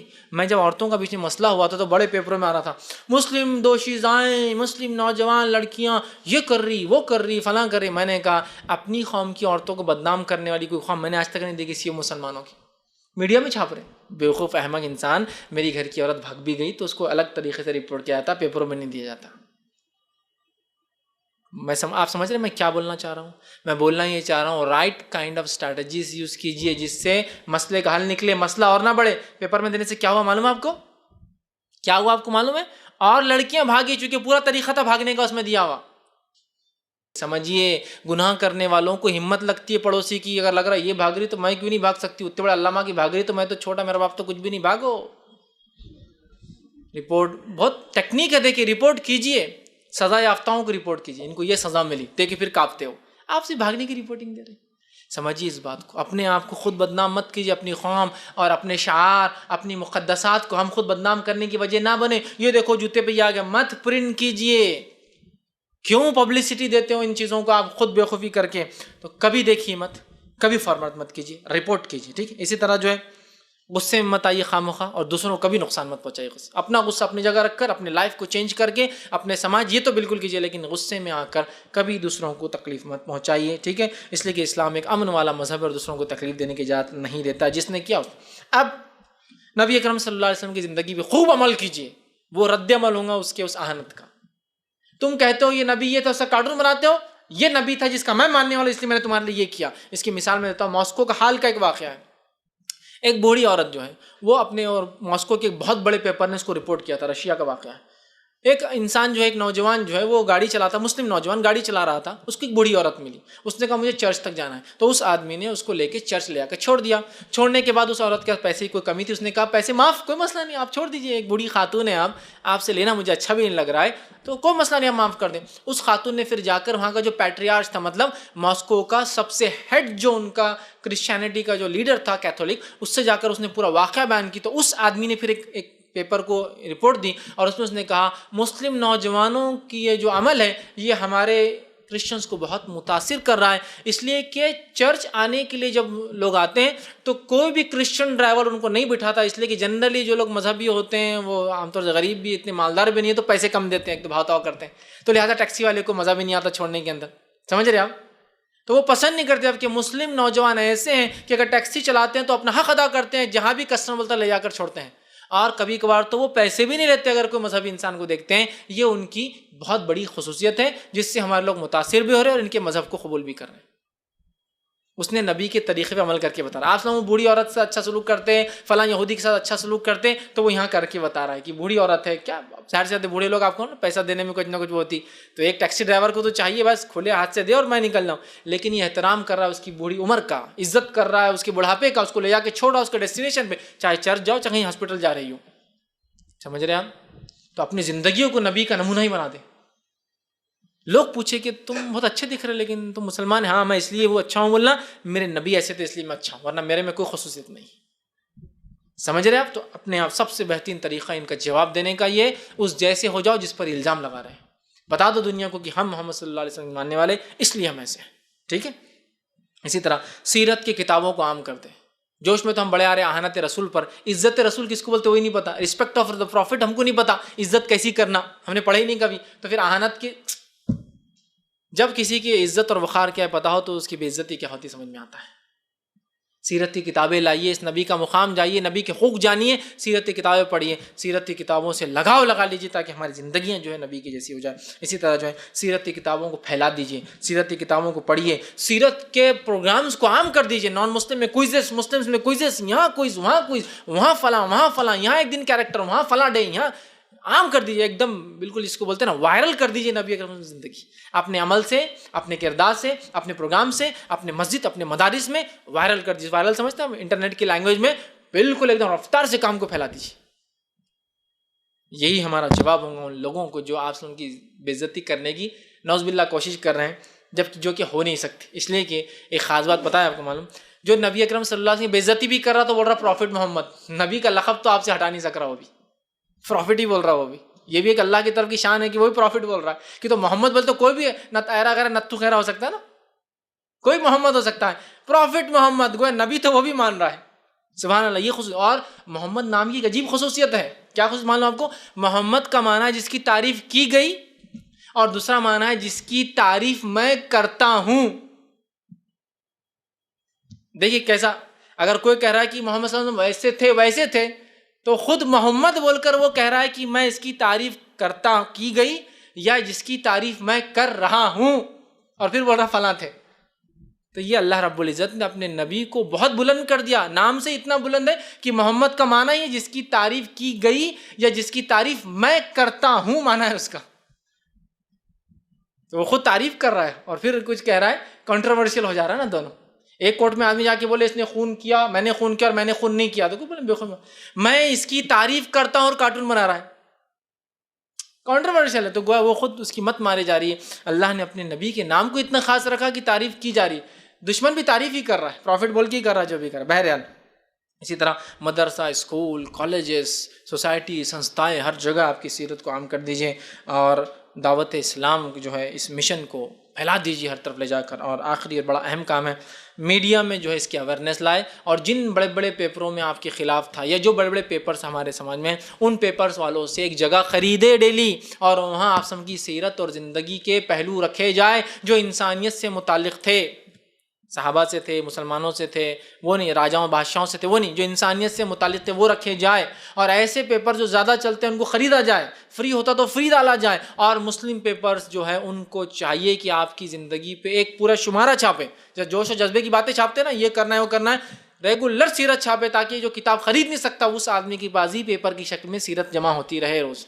کہ ایک صفحہ ڈیڈیکیٹ کر دیا ہم نے اہانت رسول کے خلاف، ہمارا جواب، ہم 1 مہینہ 2 مہینے 3 مہینے ایک پوری کتاب چھپ ڈالیں گے، اور نہیں تو ہر سال میں 3 کتابیں چھاپ دیں گے سیرت، تاکہ جو آدمی خرید نہیں سکتا وہ کم از کم پیپر جمع کر لے اور اس کے ذریعے پڑھ لے. تو میڈیا میں اویئرنیس لائیے کہ ہو از محمد، جیسا کہ بہت سارے ہیش ٹیگس آج کل نیٹ پر چل رہے ہیں، ہیش ہو از محمد، ہیش وی لو محمد، ہیش ٹیگ سمجھتے ہیں نا آپ، جس سے جب بھی آدمی کوئی سرچ کریں گے آپ کے بارے میں وہ ہیش ٹیگ کی وجہ سے وہاں وہ ریفلیکٹ ہوتا ہے. تو یہ ہیش ٹیگس یوز کرتے ہیں لوگ نیٹ کے اوپر. آپ یہ ہیش ٹیگس کے ذریعے بہت سارے میسیجز، سندیش، پیغام آپ سن کے جو انسانیت کے لیے تھے وہ دیجیے. یہ وقت کی ضرورت ہے اور یہ بڑا اہم کام ہوگا، لہٰذا اسی کے سلسلے میں میں نے سوچا کہ کچھ باتیں میں رکھوں. حکومتیں اپنی طرف سے جواب دیں گی، سماج میں جو ذمہ دار لوگ ہیں قومی اعتبار سے لوگ جواب دیں گے، لیکن ایک شخصی، میرے ایک فرد کے اعتبار سے ایز اے انڈیویجول میں کیا کر سکتا ہوں، یہ ساری چیزیں تھیں. آپ کے پیغام کو عام کرنا، اس سیرت کے پیغام کو لوگوں تک بچانا. پھر جو اشرار ہوں گے وہ خود سمجھ میں آ جائیں گے، اللہ تعالیٰ بھی ان سے نپٹیں گا، قوم بھی ان سے نپٹ لیں گے. شرارت کرنے والے لوگ ہر جگہ ہوتے ہیں، لیکن ایسا نہ ہو کہ ہم صرف آوازیں اٹھاتے رہیں اور سالوں سال گزر جائے اور ان کا کچھ بھی نہ ہو اور ان کی تعریف ہمارے منہ سے نکلتی رہ رہی ہے. سمجھ رہے نا بات کو، تعریف ہمارے منہ سے نکلتے رہ رہی. اور جب بھی کوئی گھٹنا ہوتی ہے اس میں غور و فکر کرے، اچانک خوشیاں منانا چالو کر دے، ورنہ کچھ نہ کچھ پیچھے ایجنڈاز بھی کبھی ہوتے ہیں، دنیا کی پالیٹکس اسی طرح چلتی ہے، تو اس چیز کا بھی ہم بہت بالخصوص خیال رکھیں. بہرحال یہ چند باتیں تھیں جو میں نے مناسب سمجھی آپ کے سامنے رکھوں. یہ تھی نبی اکرم صلی اللہ علیہ وسلم کی کچھ اہم تعلیمات جو انسانیت کے سامنے مجھے اور آپ کو رکھنا ضروری ہے. اپنا منہ کھولنے کی ضرورت ہے اور اس نبی کی تعلیمات اور اس کی شخصیت کو عام کر دیجئے پوری انسانیت کے اندر. بتا دیجئے یہ نبی یہ تھے، تاکہ لوگ آئندہ کچھ کہنے سے پہلے 10 بار سوچ لیں کہ کس کے خلاف وہ کہہ رہے ہیں، اور بتا دیجئے نبی آپ کے لیے بھی تھے. تو بہرحال یہ بہت ضروری ہے اور یہ کام مجھے اور آپ کو کرنا ہے. کوئی غیر مسلم آ کے یہ کام نہیں کریں گے چونکہ وہ تو نبی مانتے نہیں. مجھے اور آپ کو کرنا جو نبی مانتے، نبی سے الفت رکھتے، نبی سے محبت کرتے، اور نبی کے حق میں شامل ہو، سے محبت کرنا، اس کا دفاع کرنا، اس پہ درود بھیجنا ہے نا. تو لہٰذا یہ بھی دفاع کی ایک شکل ہے کہ لوگ غلط فہمی پھیلا رہے ہیں، ہم صحیح باتوں کو وہ کریں. تو بہرحال ایک وقت کی ضرورت ہے، ہم سب اس میں کچھ نہ کچھ اپنا رول ادا کریں، مرد بھی، بچے بھی اور عورتیں بھی کچھ نہ کچھ کریں، تاکہ اہانت رسول کے جو واقعات ہو رہے ہیں اس میں کچھ کمی آئے. اور کمی اگر نہیں آتی ہے تو ظاہر سی بات ہے ان کو پھر زبردست انداز سے جواب جائے ہمارا کہ یہ ہے وہ نبی جس کے بارے میں تم میڈیا میں غلط پھیلاتے ہو، یہ اس کا پازیٹیو چہرہ اور یہ اس کے کارنامے، اور سوال کیجئے ان سے، پھر ان کو اپنی اوقات دکھا دیجئے کہ تم نے کیا کیا. یہ وہ نبی 20 سال میں جس نے عرب سے جو ہے عورتوں کا مقام ایسا دلا جو آج تک ہے، عرب سے بیٹیوں کا قتل ختم کر دیا، اونچ نیچ ذات پات ختم کر دی. تم نے کیا دیا؟ تم نے کیا دیا دنیا میں؟ سوال کیجئے ان سے. پھر خود بخود وہ جو ہے نیچے دیکھنا شروع کر دیں گے، اس لیے کہ ان کے پاس کچھ نہیں ہے بتانے کے لیے. جن کے پاس خود اپنے دیوں کو جلانے کے لیے بتی نہ ہو، وہ ہم کو یا چمکتے ہوئے سورج کو کیا دکھائیں گے کہ جو ہے روشنی کیا ہوتی ہے نا. ان کے پاس ہے نہیں جلانے کے لیے کچھ، ہم کو بتا رہے ہیں. ہمارے پاس چمکتا ہوا سورج ہے نبی اکرم صلی اللہ علیہ وسلم کی جو ہے شکل میں، اس طرح اللہ کی کتاب کی شکل میں، ایک روشن شریعت کی شکل میں. تو اس کو لے کر لوگوں تک پہنچانے کی ضرورت ہے. اسی پہ اپنی بات کو ختم کروں گا. اللہ رب العزت سے دعا ہے کہ اللہ سبحانہ تعالیٰ ہم تمام کو صحیح معنوں میں نبی اکرم صلی اللہ علیہ وسلم کا محب بنائیں، صحیح معنوں میں نبی اکرم صلی اللہ علیہ وسلم کا اطاعت فرمانبردار اور اطاعت گزار بنائیں. صحیح معنوں میں ہم کو نبی اکرم صلی اللہ علیہ وسلم کی دفاع کرنے کی جو ہے توفیق عطا فرمائیں، اور آپ کی دعوت کو عام کرنے کی توفیق عطا فرمائیں. جب تک ہمیں زندہ رکھ، ایمان اور اسلام پر زندہ رکھ، اور جب بھی ہمارا خاتمہ اللہ ایمان اور اسلام پہ ہمارا خاتمہ ہو. آخر دعوانا ان الحمد للہ رب العالمین. سبحان ربک رب العزۃ عما یصفون وسلام علی المرسلین والحمد للہ رب العالمین. بسم اللہ الرحمن الرحیم. الحمد للہ رب العالمین والصلاة والسلام علی خاتم النبیین والمرسلین. رب اشرح لی صدری ویسر لی امری واحلل عقدۃ من لسانی یفقہوا قولی. السلام علیکم. نبی کی محبت کی حقیقت کیا ہے؟ جیسا کہ ابھی کچھ بھی ہوا تو جذبات میں آ جاتے، تو یہ حقیقت ہے یا کوئی اور حقیقت ہے؟ پائنے کا اچھا سوال ہے کہ نبی اکرم صلی اللہ علیہ وسلم سے محبت کی کیا حقیقت ہے. کیا جذبات میں جس طرح سے لوگ آ جاتے ہیں، کیا یہ نبی اکرم صلی اللہ علیہ وسلم محبت کی حقیقت ہے؟ دیکھیے، جذبات میں آنا، غصے میں آنا شریعت میں یہ حرام نہیں ہے، اور یہ کبھی کبھار تو پسندیدہ بھی ہوتی ہے۔ خود نبی اکرم صلی اللہ علیہ وسلم جب کبھی حرام چیزوں کو صحابہ کرتے دیکھتے آپ تو آپ ناراض ہو جاتے، غصہ کرتے، ٹھیک۔ صحابہ نبی اکرم صلی اللہ علیہ وسلم کے سامنے جذبات میں آئے، جب جیسا کہ وہ شخص نے کہا انصاف کیجیے تو حضرت عمر غصے میں آ گئے، ٹھیک ہے۔ کسی نے آپ کا فیصلہ نہیں مانا تو صحابہ غصے میں آ گئے، ہے نا۔ کسی نے مسجد نبوی میں پیشاب کیا آپ کے سامنے تو صحابہ غصے میں آ گئے۔ تو پتہ چلا جذبات میں آنا اور غصہ آنا یہ فطری چیز ہے اور ہونا بھی چاہیے۔ بھائی کا سوال ہے کہ اب نبی کے معاملے میں جو لوگ جذبات میں آ جاتے، غصے میں آتے، اس کا کیا معاملہ ہے؟ دیکھیے، جذبات میں آنا اور غصہ آنا اچھی بات ہے، لیکن ہر جگہ جذبات میں آنا اور غصہ آنا درست نہیں ہے۔ اگر کوئی انسان جانتے بوجھتے نبی اکرم صلی اللہ علیہ وسلم الزام لگا رہا ہے تو جذبات اور غصہ آپ کا بالکل درست ہوگا۔ ایک آدمی معصومیت میں اگر یہ کام کر رہا ہے تو وہاں جذبات اور غصے کے بدلے آپ کو حلم اور بردباری سے اور اچھے سے اور حکمت سے اپنی بات کو وہاں پہنچانا ہے۔ سمجھ رہے ہیں بات کو؟ تو یہ دونوں میں فرق ہے۔ جیسے کہ مسجد نبوی میں ایک شخص کا آ کر پیشاب کرنا، آپ صلی اللہ علیہ وسلم کا خاموش رہنا، صحابہ کے جذبات میں آنا۔ ایک دوسرے واقعے میں ایک صحابی کا چت لیٹنا، پیٹ کے بل سونا، آپ صلی اللہ علیہ وسلم کا ان کو پیر سے مار کر اٹھانا۔ یہاں آپ سے غصہ ہے، آپ نے اپنے قدم مبارک سے مار کے کہا اٹھو، ایسا سونا اچھی بات نہیں، یہ جہنمیوں کی علامت ہے۔ تو پتہ چلا آپ غصے میں بھی آئے، ٹھیک۔ تو ڈیپینڈ ہے سچویشن اور سیناریو کے حساب سے جذبات اور غصہ ہو۔ جیسا کہ ایک آدمی اسلام کو جانتا ہو، آپ کی سیرت پڑھ چکا ہو اور الزام لگا رہا ہوں، پھر تو بالکل اس کے خلاف آپ رویہ اختیار کیجیے، وہ جانتے بوجھتے کر رہا ہے نا۔ مطلب یہ جاگتے ہوئے سونے والا آدمی ہے۔ سونے والے دو قسم کے ہوتے ہیں، ایک آدمی واقعے میں سو رہا ہے تو اس کو ہلائے تو اٹھ جاتا، اور ایک آدمی چپ چپ سوتا، آپ کتنا بھی ہلاؤ نہیں اٹھتا ہو، کیوں؟ چپ چپ سو رہا ہے نا، ٹھیک ہے۔ تو اس میں فرق کیجیے آپ کہ کون شرارت کی بنیاد پر نبی کو وہ کر رہا ہے اور کون لا علمی کی بنیاد پر۔ جو لا علمی کی بنیاد پہ کرے آپ ان کو سمجھائیے، جو شرارت کی بنیاد پہ کرے آپ ان کو نصیحت کیجیے، اور جو کچھ اپنی طاقت و توانائی اور حکومتی لیول پر ہو سکتا ہے اس کو استعمال کریں، ٹھیک۔ دوسرا رہا، کیا صرف جذبات اور غصہ ہی نبی کی محبت کی علامتیں؟ نہیں، نبی کی محبت کی سب سے پہلی علامت تو یہ ہوں گی کہ ہم جو ہے نبی اکرم صلی اللہ علیہ وسلم جیسے ہونا چاہیں، یہ سب سے پہلی علامت کہ میرا نبی ایسا کھاتا، ایسا پیتا، ایسا اٹھتا، ایسا بیٹھتا، ایسا جاتا، ایسا کرتا، ایسی نماز پڑھتا، ایسا روزہ رکھتا، ایسی زکات دیتا، ایسا صدقات کرتا، یہ کام کرتا، یہ نہیں کرتا، اس کو پسند کرتا، اس کو پسند نہیں کرتا، یہ اچھائی سمجھتا، یہ برائی سمجھتا۔ ہم اپنے آپ کو اپنی ہر چیز کو نبی کے جیسا کرنے کی کوشش کریں، جس کو اتباع اور اطاعت رسول کہیں گے ہم، ٹھیک۔ اطاعت مانا یہ کہ جو نبی حکم دے ہم کریں، اتباع مانا یہ کہ جو نبی کو کرتے ہوئے دیکھیں ویسا ہم کرنا شروع کر دیں۔ جیسے کہ بہت سارے صحابہ، عبداللہ ابن عمر رضی اللہ عنہما، جب عمرے حج کو جاتے تو ایک مقام پر بیٹھتے، جیسا کہ انسان طہارت کو بیٹھتا ہے لیکن طہارت نہیں کرتے۔ لوگوں نے پوچھا آپ نے طہارت نہیں کی؟ تو کہا مجھے آئی نہیں تھی، لیکن نبی جب بھی حج کو جاتے تو یہاں طہارت کے لیے میں نے دیکھا، آپ کے ساتھ میں حج کو گیا تھا، ایک ہی بار کیا تھا آپ نے، تو تب نبی اکرم صلی اللہ علیہ وسلم یہاں طہارت کو بیٹھے تھے، اس لیے میں بھی یہاں بیٹھتا ہوں۔ تو یہ اتباع، یہ بالکل ہم کو کرنا ہے۔ تو سب سے پہلا کام نبی سے محبت کی علامت یہ، نبی جیسا ہونا ہم چاہے، نبی نے جو کیا وہ ہم کریں، نبی کی پسند ہماری پسند، نبی کی ناپسند ہماری ناپسند۔ اس معاملے میں ہم کمزور نظر آتے ہیں، صرف جذبات کا معاملہ ہے اور جوش کا معاملہ ہی ہمارے پاس جو کچھ نظر آتا ہے وہ یہ ہے آج کل۔ اور جس کو جذبات اور جوش نہیں آتے اس کو نبی کا صحیح متبع بھی مانا نہیں جاتا، اور ان کو جوش نہیں آتا، انہیں جوشیلی باتیں نہیں۔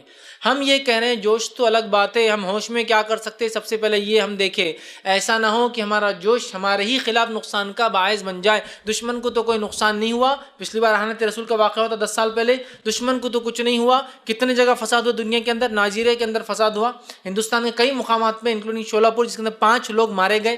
ان 5 لوگوں کی جان کا کون ذمہ دار؟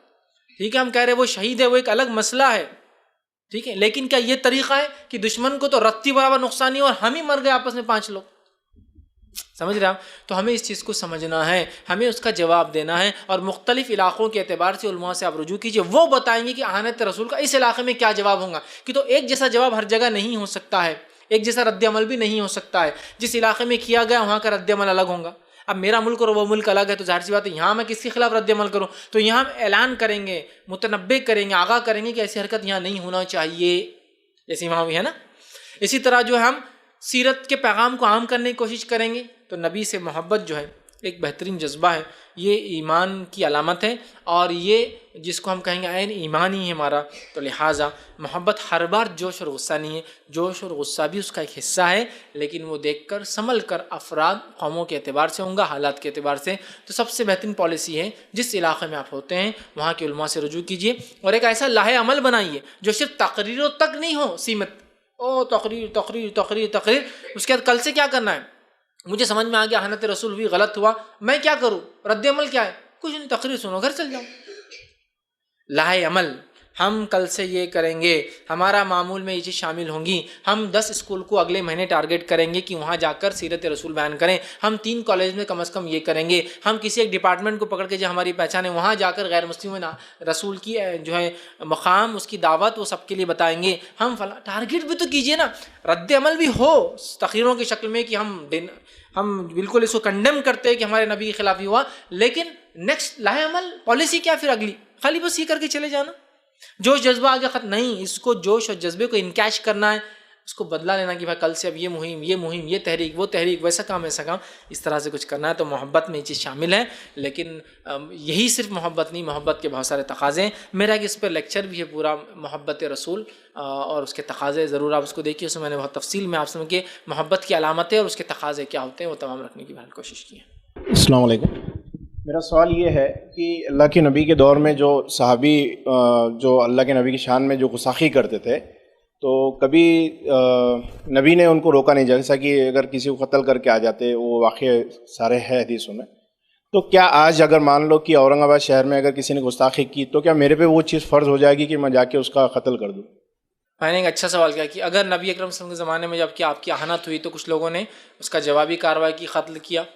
دیکھیے اس معاملے میں علماء کی 2 رائے ہیں، جس میں سے جمہور کی رائے وہ یہ ہے، جمہور مطلب عرب کے علماء کی رائے یہ ہے، حکومتی سطح پر اگر کوئی ایسا کام کیا ہے تو جائز ہے، جیسا کہ آپ صلی اللہ علیہ وسلم لیڈر تھے اور لیڈر ہونے کے ناطے آپ نے مختلف جگہ پہ حکم بھی دیا، جب ایک بار ایک شخص نے جو اہانت کی آپ صلی اللہ علیہ وسلم کے خلاف جو ہے بات بکی اور آپ کے خلاف شاعری کی، ہجو جس کو بولتے ہیں، مطلب غلط معنی میں جس کو بولیں گے سٹائریکل، جس کو بولیں گے کسی کی برائیاں گنوانے کی شکل میں شاعری پڑھنا یا نظمیں پڑھنا، اس نے اس طرح کی، تو آپ سب نے کہا کہ کون ہے جو اس سے بدلہ لیں گا، اور کچھ صحابہ گئے، تو یہاں علماء لکھتے ہیں کہ صحابہ وہاں نبی اکرم صلی اللہ علیہ وسلم چونکہ ایک ہیڈ آف دی اسٹیٹ ہے، لیڈر ہے، ان کو بالکل حق حکم دینے کا، اور ان کے متبع ان کے فالوورز وہ کریں گے، ٹھیک ہے، تو یہ ایک چیز ہے، تو حکومتی لیول پر یہ کام ہو، اگر کوئی ہوتا ہے کوئی سزا دی جائے، جیسے کہ مختلف ادوار میں جو سزائیں مختلف لوگوں کو، جیسے اسپین میں دی گئی بہت سارے لوگوں کو سزائیں، وہ بھی حکومتی لیول پر تھی، ہندوستان میں دی گئی کچھ سزائیں کچھ لوگوں کو بھی حکومتی لیول پر دی گئی،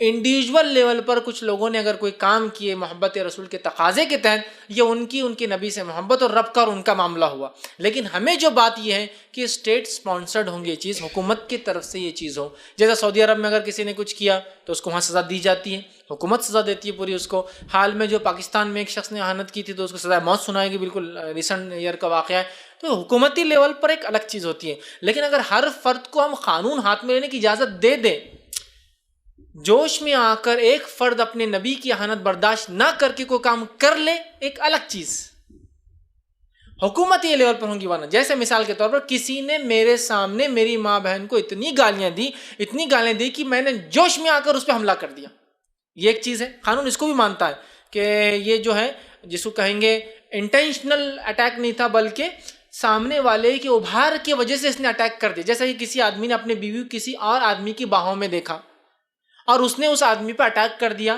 تو یہاں کورٹ مانتی ہے اس چیز کو کہ یہ نہیں کرنا چاہیے تھا، لیکن ہو گیا اس لیے کہ اس کی بیوی کے دھوکے کو دیکھ کر وہ جوش میں آ گیا، سمجھ رہا بات کو، تو نبی کی اہانت پر اگر کوئی آدمی مسلمان ذاتی طور پر ریاکٹ کر دے اور ریاکٹ کر کے کچھ کر دے تو یہ اس کے رب کا اور اس کی نبی سے محبت کا معاملہ ہو، اللہ اور وہ دیکھیں کیا تھا، لیکن عام اعتبار سے یہ کام حکومتی سطح پر ہوں گا، اگر میں ہر فرد کو ہتھیار دے دوں، میرے بھائی کو اس نے قتل کیا میں نے اس کو قتل کر دیا، یہ نہیں ہوگا، اس نے آپ کے بھائی کو قتل کیا، معاملہ کورٹ میں رپورٹ ہوگا، کورٹ سزا دے گا، آج بھی اور آپسم کے زمانے میں بھی، آپسم کے زمانے میں قتل ہوئے، قتل کا بدلہ کیا ہے اسلام میں؟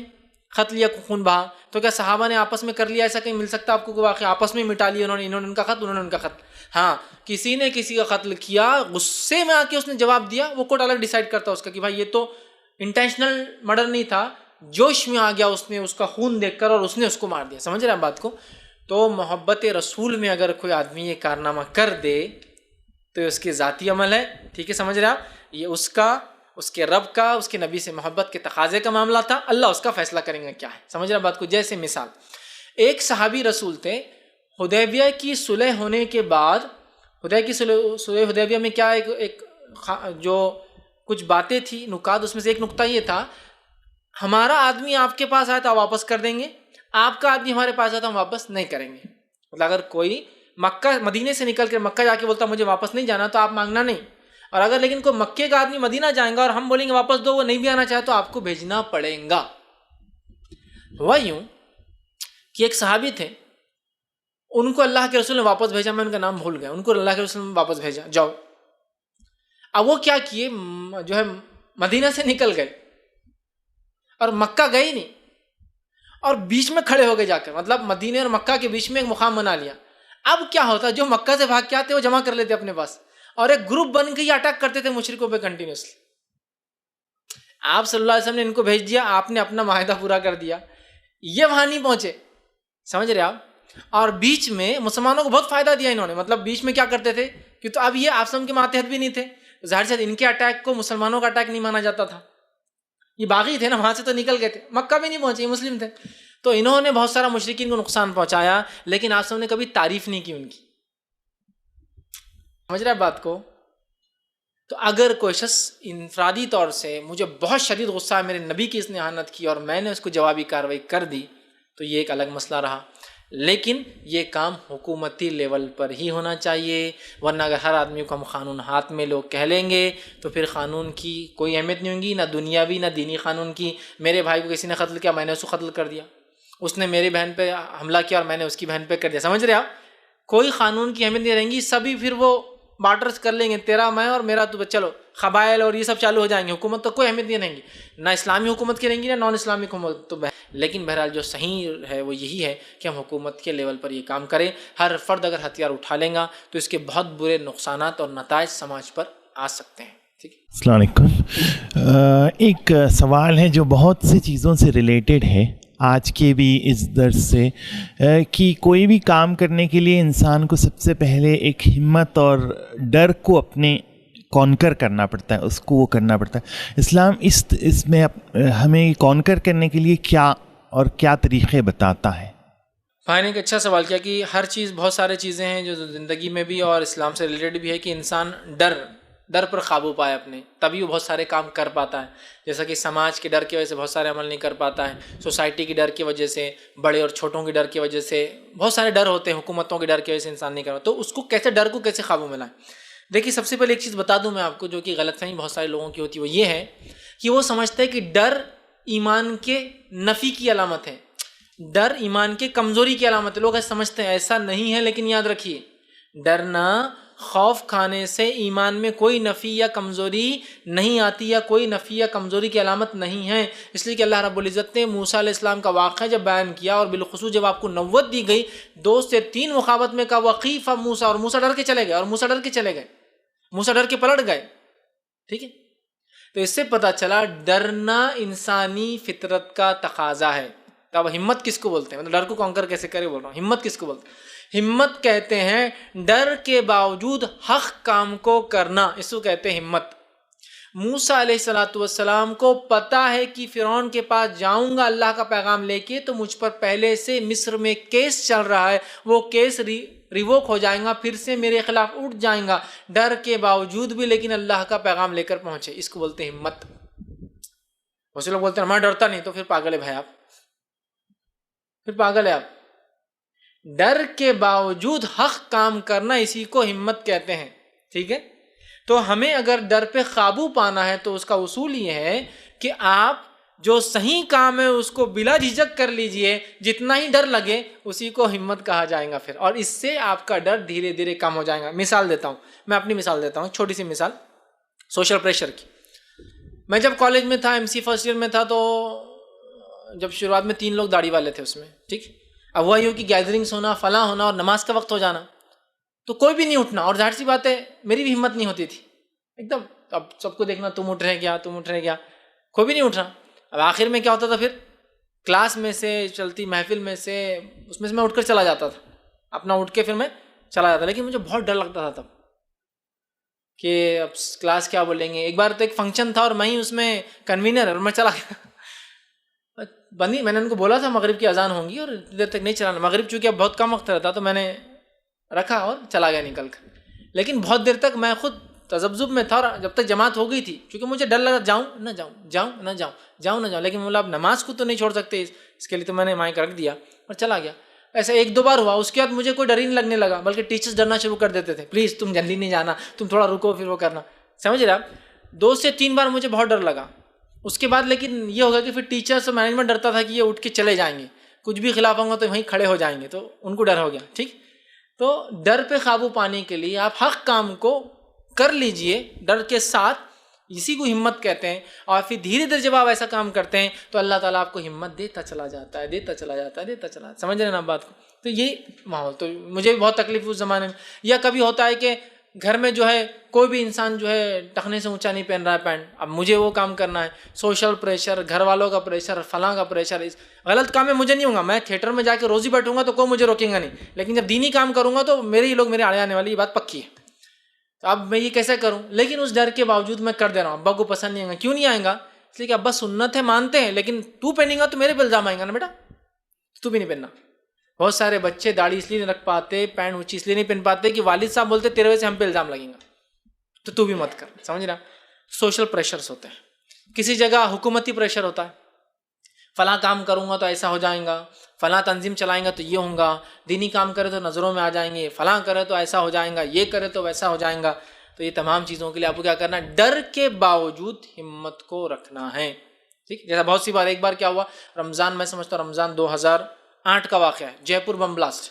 رمضان کی شاید 23 یا 24ویں تاریخ تھی, وہ جے پور میں بم بلاسٹ ہوئے تھے, جودھپور یا جے پور راجستھان کے اندر. اب یہاں لوگ آ گئے کہ وہ پروگرام بند کر دو. ہاں 2009 کی بات ہے, 2009 نہیں 8 کی بات ہے. پروگرام بند کر دو, یہ کر دو. ہم نے کہا پروگرام تو بند نہیں ہو سکتا کسی بھی حال میں.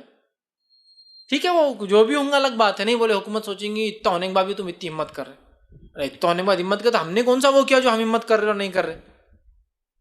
جو غلط لوگ ہیں وہ ہمت اور غیر ہمت کیا, ہم کو کیا مطلب؟ کوئی آدمی غلطی کر کے اگر سر چڑھ کے بولے تو الگ بات ہے, میں نے کہاں کوئی غلطی کیا جو میں وہ کر رہا ہوں. لیکن کنٹینیوس 2 دن تک لوگوں نے اتنا پریشر لایا کہ اس کی انتہا نہیں, ہم پریشان, کیا کرنا. سمجھ رہے آپ؟ ہمارے پروگرام کنٹینیو ہوگا یار, ہم دینی کام کیسا روکیں؟ کہیں کچھ بھی لوگ کریں گے, ہم کیا دینی کام روک دیں گے؟ ہماری کیا غلطی, ہم نے کیا کیا اس کے اندر؟ ہم کنڈیم کر رہے ہیں اس کو الٹا, لیکن ہم اپنے پروگرام میں, لیکن پبلک پریشر کنٹینیو. لیکن الحمدللہ ہم بولے نہیں, ہم وہ نہیں کرنا ہے تو کریں. تو بولنے کا مقصد یہ ہے, حق اگر کوئی پتہ چل رہا ہے وہ کوئی چیز ہے تو اس کو ڈر کے باوجود کرنا, یہی ہمت کا کام ہے. اور اس سے حق خود بخود کانکر تو نہیں کہوں گا, دبنا شروع ہو جاتا ہے, اور یہی ڈر پہ قابو ہے. دیکھیے میں اپنی ایک اور مثال دیتا ہوں. میں نے اپنے بچپن سے لے کر تو 1979 میری پیدائش ہے, 12 دسمبر 2000 تک میں نے ایک اسپیچ یا ایک پروگرام یا کبھی جا کر وہ ایک ایڈیم یا محاورہ ہوتا تھا اسکول میں بولنا, میں نے کبھی نہیں بولا. جب مجھے بولا گیا میں بیمار پڑ گیا, پروگرام میں لیے تو میں گر گیا, اسٹیج پہ کھڑا ہوتا چکر کھا کے گر گیا. میں اسٹیج پر کبھی میری زندگی میں نہیں گیا 20 سال تک. ٹھیک ہے, MCA فرسٹ ایئر میں آیا تو میں نے پہلا درس شروع کیا تھا. ایک تنظیم IRC کی بنیاد ڈالی 2001 میں. جب IRC کی بنیاد ڈالی تو وہاں طے ہوا کہ وہ درس شروع کریں گے ہفتے وائز. درس لیں گا کون؟ بلی کے گلے میں گھنٹی کون باندھے گا؟ تو بولے تم نے, بولے اب تم درس لیں گے پہلا. اللہ نہیں, اپنے سے نہیں ہوں گا, اپن تو پوری زندگی میں بے ہوش ہو گئے, گر گئے, پسینہ آئے, اسکول نہیں گئے جس دن ایسا رہا. اسٹیج پہ جانا بولے تو میں ختم ہو گیا اس دن. یہ ڈر تھا میرا.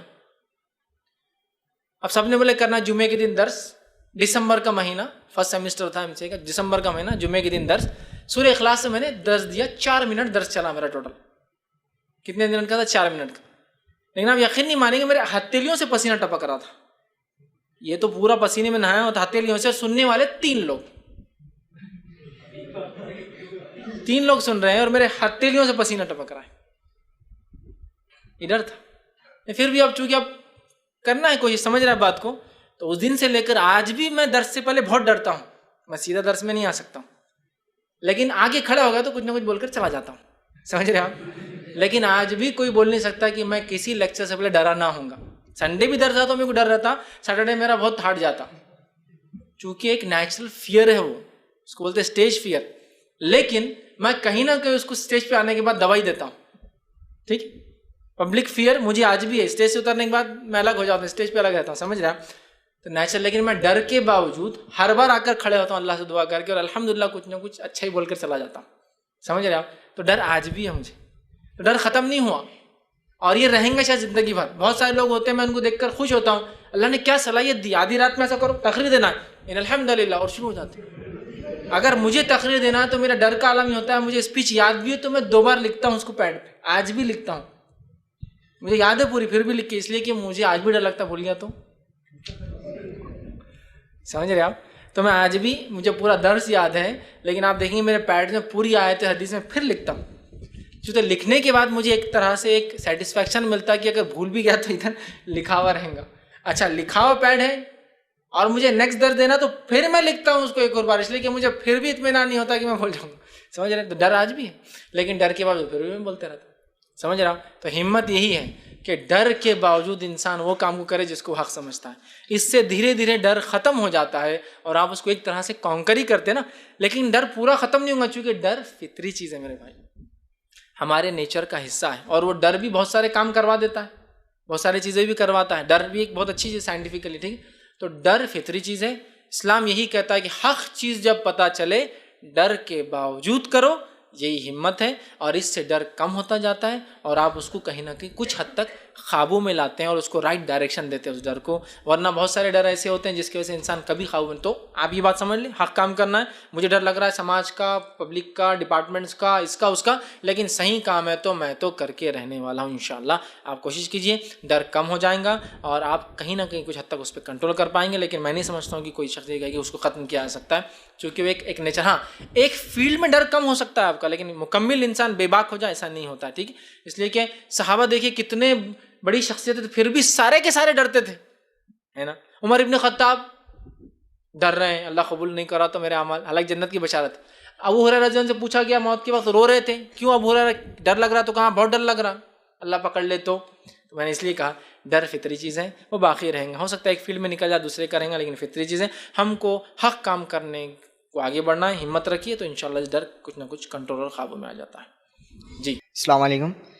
سب سے پہلے تو جزاک اللہ خیر شیخ، آپ نے احنت رسول صلی اللہ علیہ وسلم کے تعلق سے جو اصلاح کی کہ مسلمان جذبات میں نہیں آنا چاہیے، علم کے ساتھ عمل میں لینا چاہیے. میرا سوال یہ ہے کہ جب دشمنان اسلام کچھ ایسا عمل کرتے ہیں جو کہ ہمیں ناگزرتا ہے کچھ، تو ہمیں جذبات میں آ جاتے ہیں. اسی طرح دوسری جگہ یہ ہوتا ہے کہ کچھ مسلمان ایسے اعمال کرتے ہیں جس سے آپ صلی اللہ علیہ وسلم بھی ناراض ہوئے اور صحابہ بھی ناراض ہوئے. ہم ایسے اعمال کرتے ہیں تو یہ چیز کا مسلمان کو کیوں جذبات نہیں ہوتے، کیوں یہ چیز کا برا نہیں لگتا ہے؟ اس چیز کے تعلق سے کیا کہنا چاہیے؟ میں نے ایک اچھا سوال کیا کہ بہت سی بار احانت رسول ہوتی تو ہم کو بڑا غصہ آتا، لیکن اگر وہی کام جو آپ سب کو ناپسند تھا اور صحابہ کو ناپسند تھا ہم مسلمان کرے تو اتنا جوش اور غصہ ہم کو نہیں آتا ہے. اب کیا کہے، مطلب یہ ہے کہ دوسرا کچھ کرے تو ہم چھوڑیں گے نہیں اس کو، ہم کرے تو ایک الگ بات ہے. میں نے وہی کہا نا کہ ہم دن بھر میں جتنا نبی اکرم صلی اللہ علیہ وسلم کی تعلیمات کو رسوا کرتے ہیں نا اتنا کوئی بھی نہیں کرتا. ہم تو ماننے کا دعویٰ کرتے ہیں نا، اتنا رسوا کرتے ہیں. نبی کہہ رہا ہے سمجھ لیجئے ہاں تو ہمارا ہوتا ہے نا. نبی کہتا ہے ایسا تو ہم کہتے ہیں ویسا. نبی کہتا ہے یہ کرو تو ہم کرتے ہیں اگر ایسا تو. نبی کہتا ہے ویسا درست ہے تو ہم کہتے ہیں ایسا کر لیے تو. نبی کہتا ہے یہ طریقہ ہے میں جیسا کرتا ہوں ویسا کرو، ہم بولتے ہیں ایسا کر لیے تو کیا اس میں. تو گویا یہاں ہمیشہ کچھ نہ کچھ بہانے اور ہیلے نکالتے ہیں. یہ بھی نبی سے یاد رکھیے، یہ بھی ایک طرح سے جو ہے نبی کی جو ہے بے عزتی ہے کہ نبی اللہ نے بھیجا اور نبی کا نے اپنا پیغام پہنچایا اور ہم اس پیغام میں ہیلے اور بہانے تلاش کرتے ہیں. اب کیا بولے، بس ہم کرے تو بہرحال چلتا ہے، دوسرے کرے تو کوئی مسئلہ نہیں. ایسا ایک مزاج بن گیا ہے. نبی کی تعلیمات کو ہم چھوڑ کر بھی یقیناً نبی کو رسوا کر رہے ہیں. ایک طرح سے روز قیامت آپ رسوا ہوں گے ایسے لوگوں سے جن لوگوں نے امتی تو تھے لیکن عمل نہیں کر کے آئے، جس کی وجہ سے وہ جہنم میں جائیں گے. تو اب اس معاملے میں کیا ہے کہ اپنے لوگ کر لیے تو ٹھیک ہے، جوش و جذبے کی ضرورت نہیں. دوسرے کرے تو ہم کو بہت غصہ آتا ہے. ایسا نہیں میرے بھائی، ہم کو ہر معاملے میں وہی کرنا ہے کہ کوئی بھی احانت مطلب کوئی بھی شخص وہ کرے ہم اس کو صحیح سے جواب دیں یا پھر اس کی مینٹالٹی کو ٹیکل کریں. مطلب کبھی کبھار لا علمی میں، جہالت میں، بیماری کی وجہ سے، ذہنی کچھ پریشانی کی وجہ سے انسان کچھ بھی کر دیتا ہے، ہم اس کو علاج کرتے ہیں. اسی طرح نان مسلم کو بھی ہم سوچیں کہ شاطر ہے یا معصوم ہے.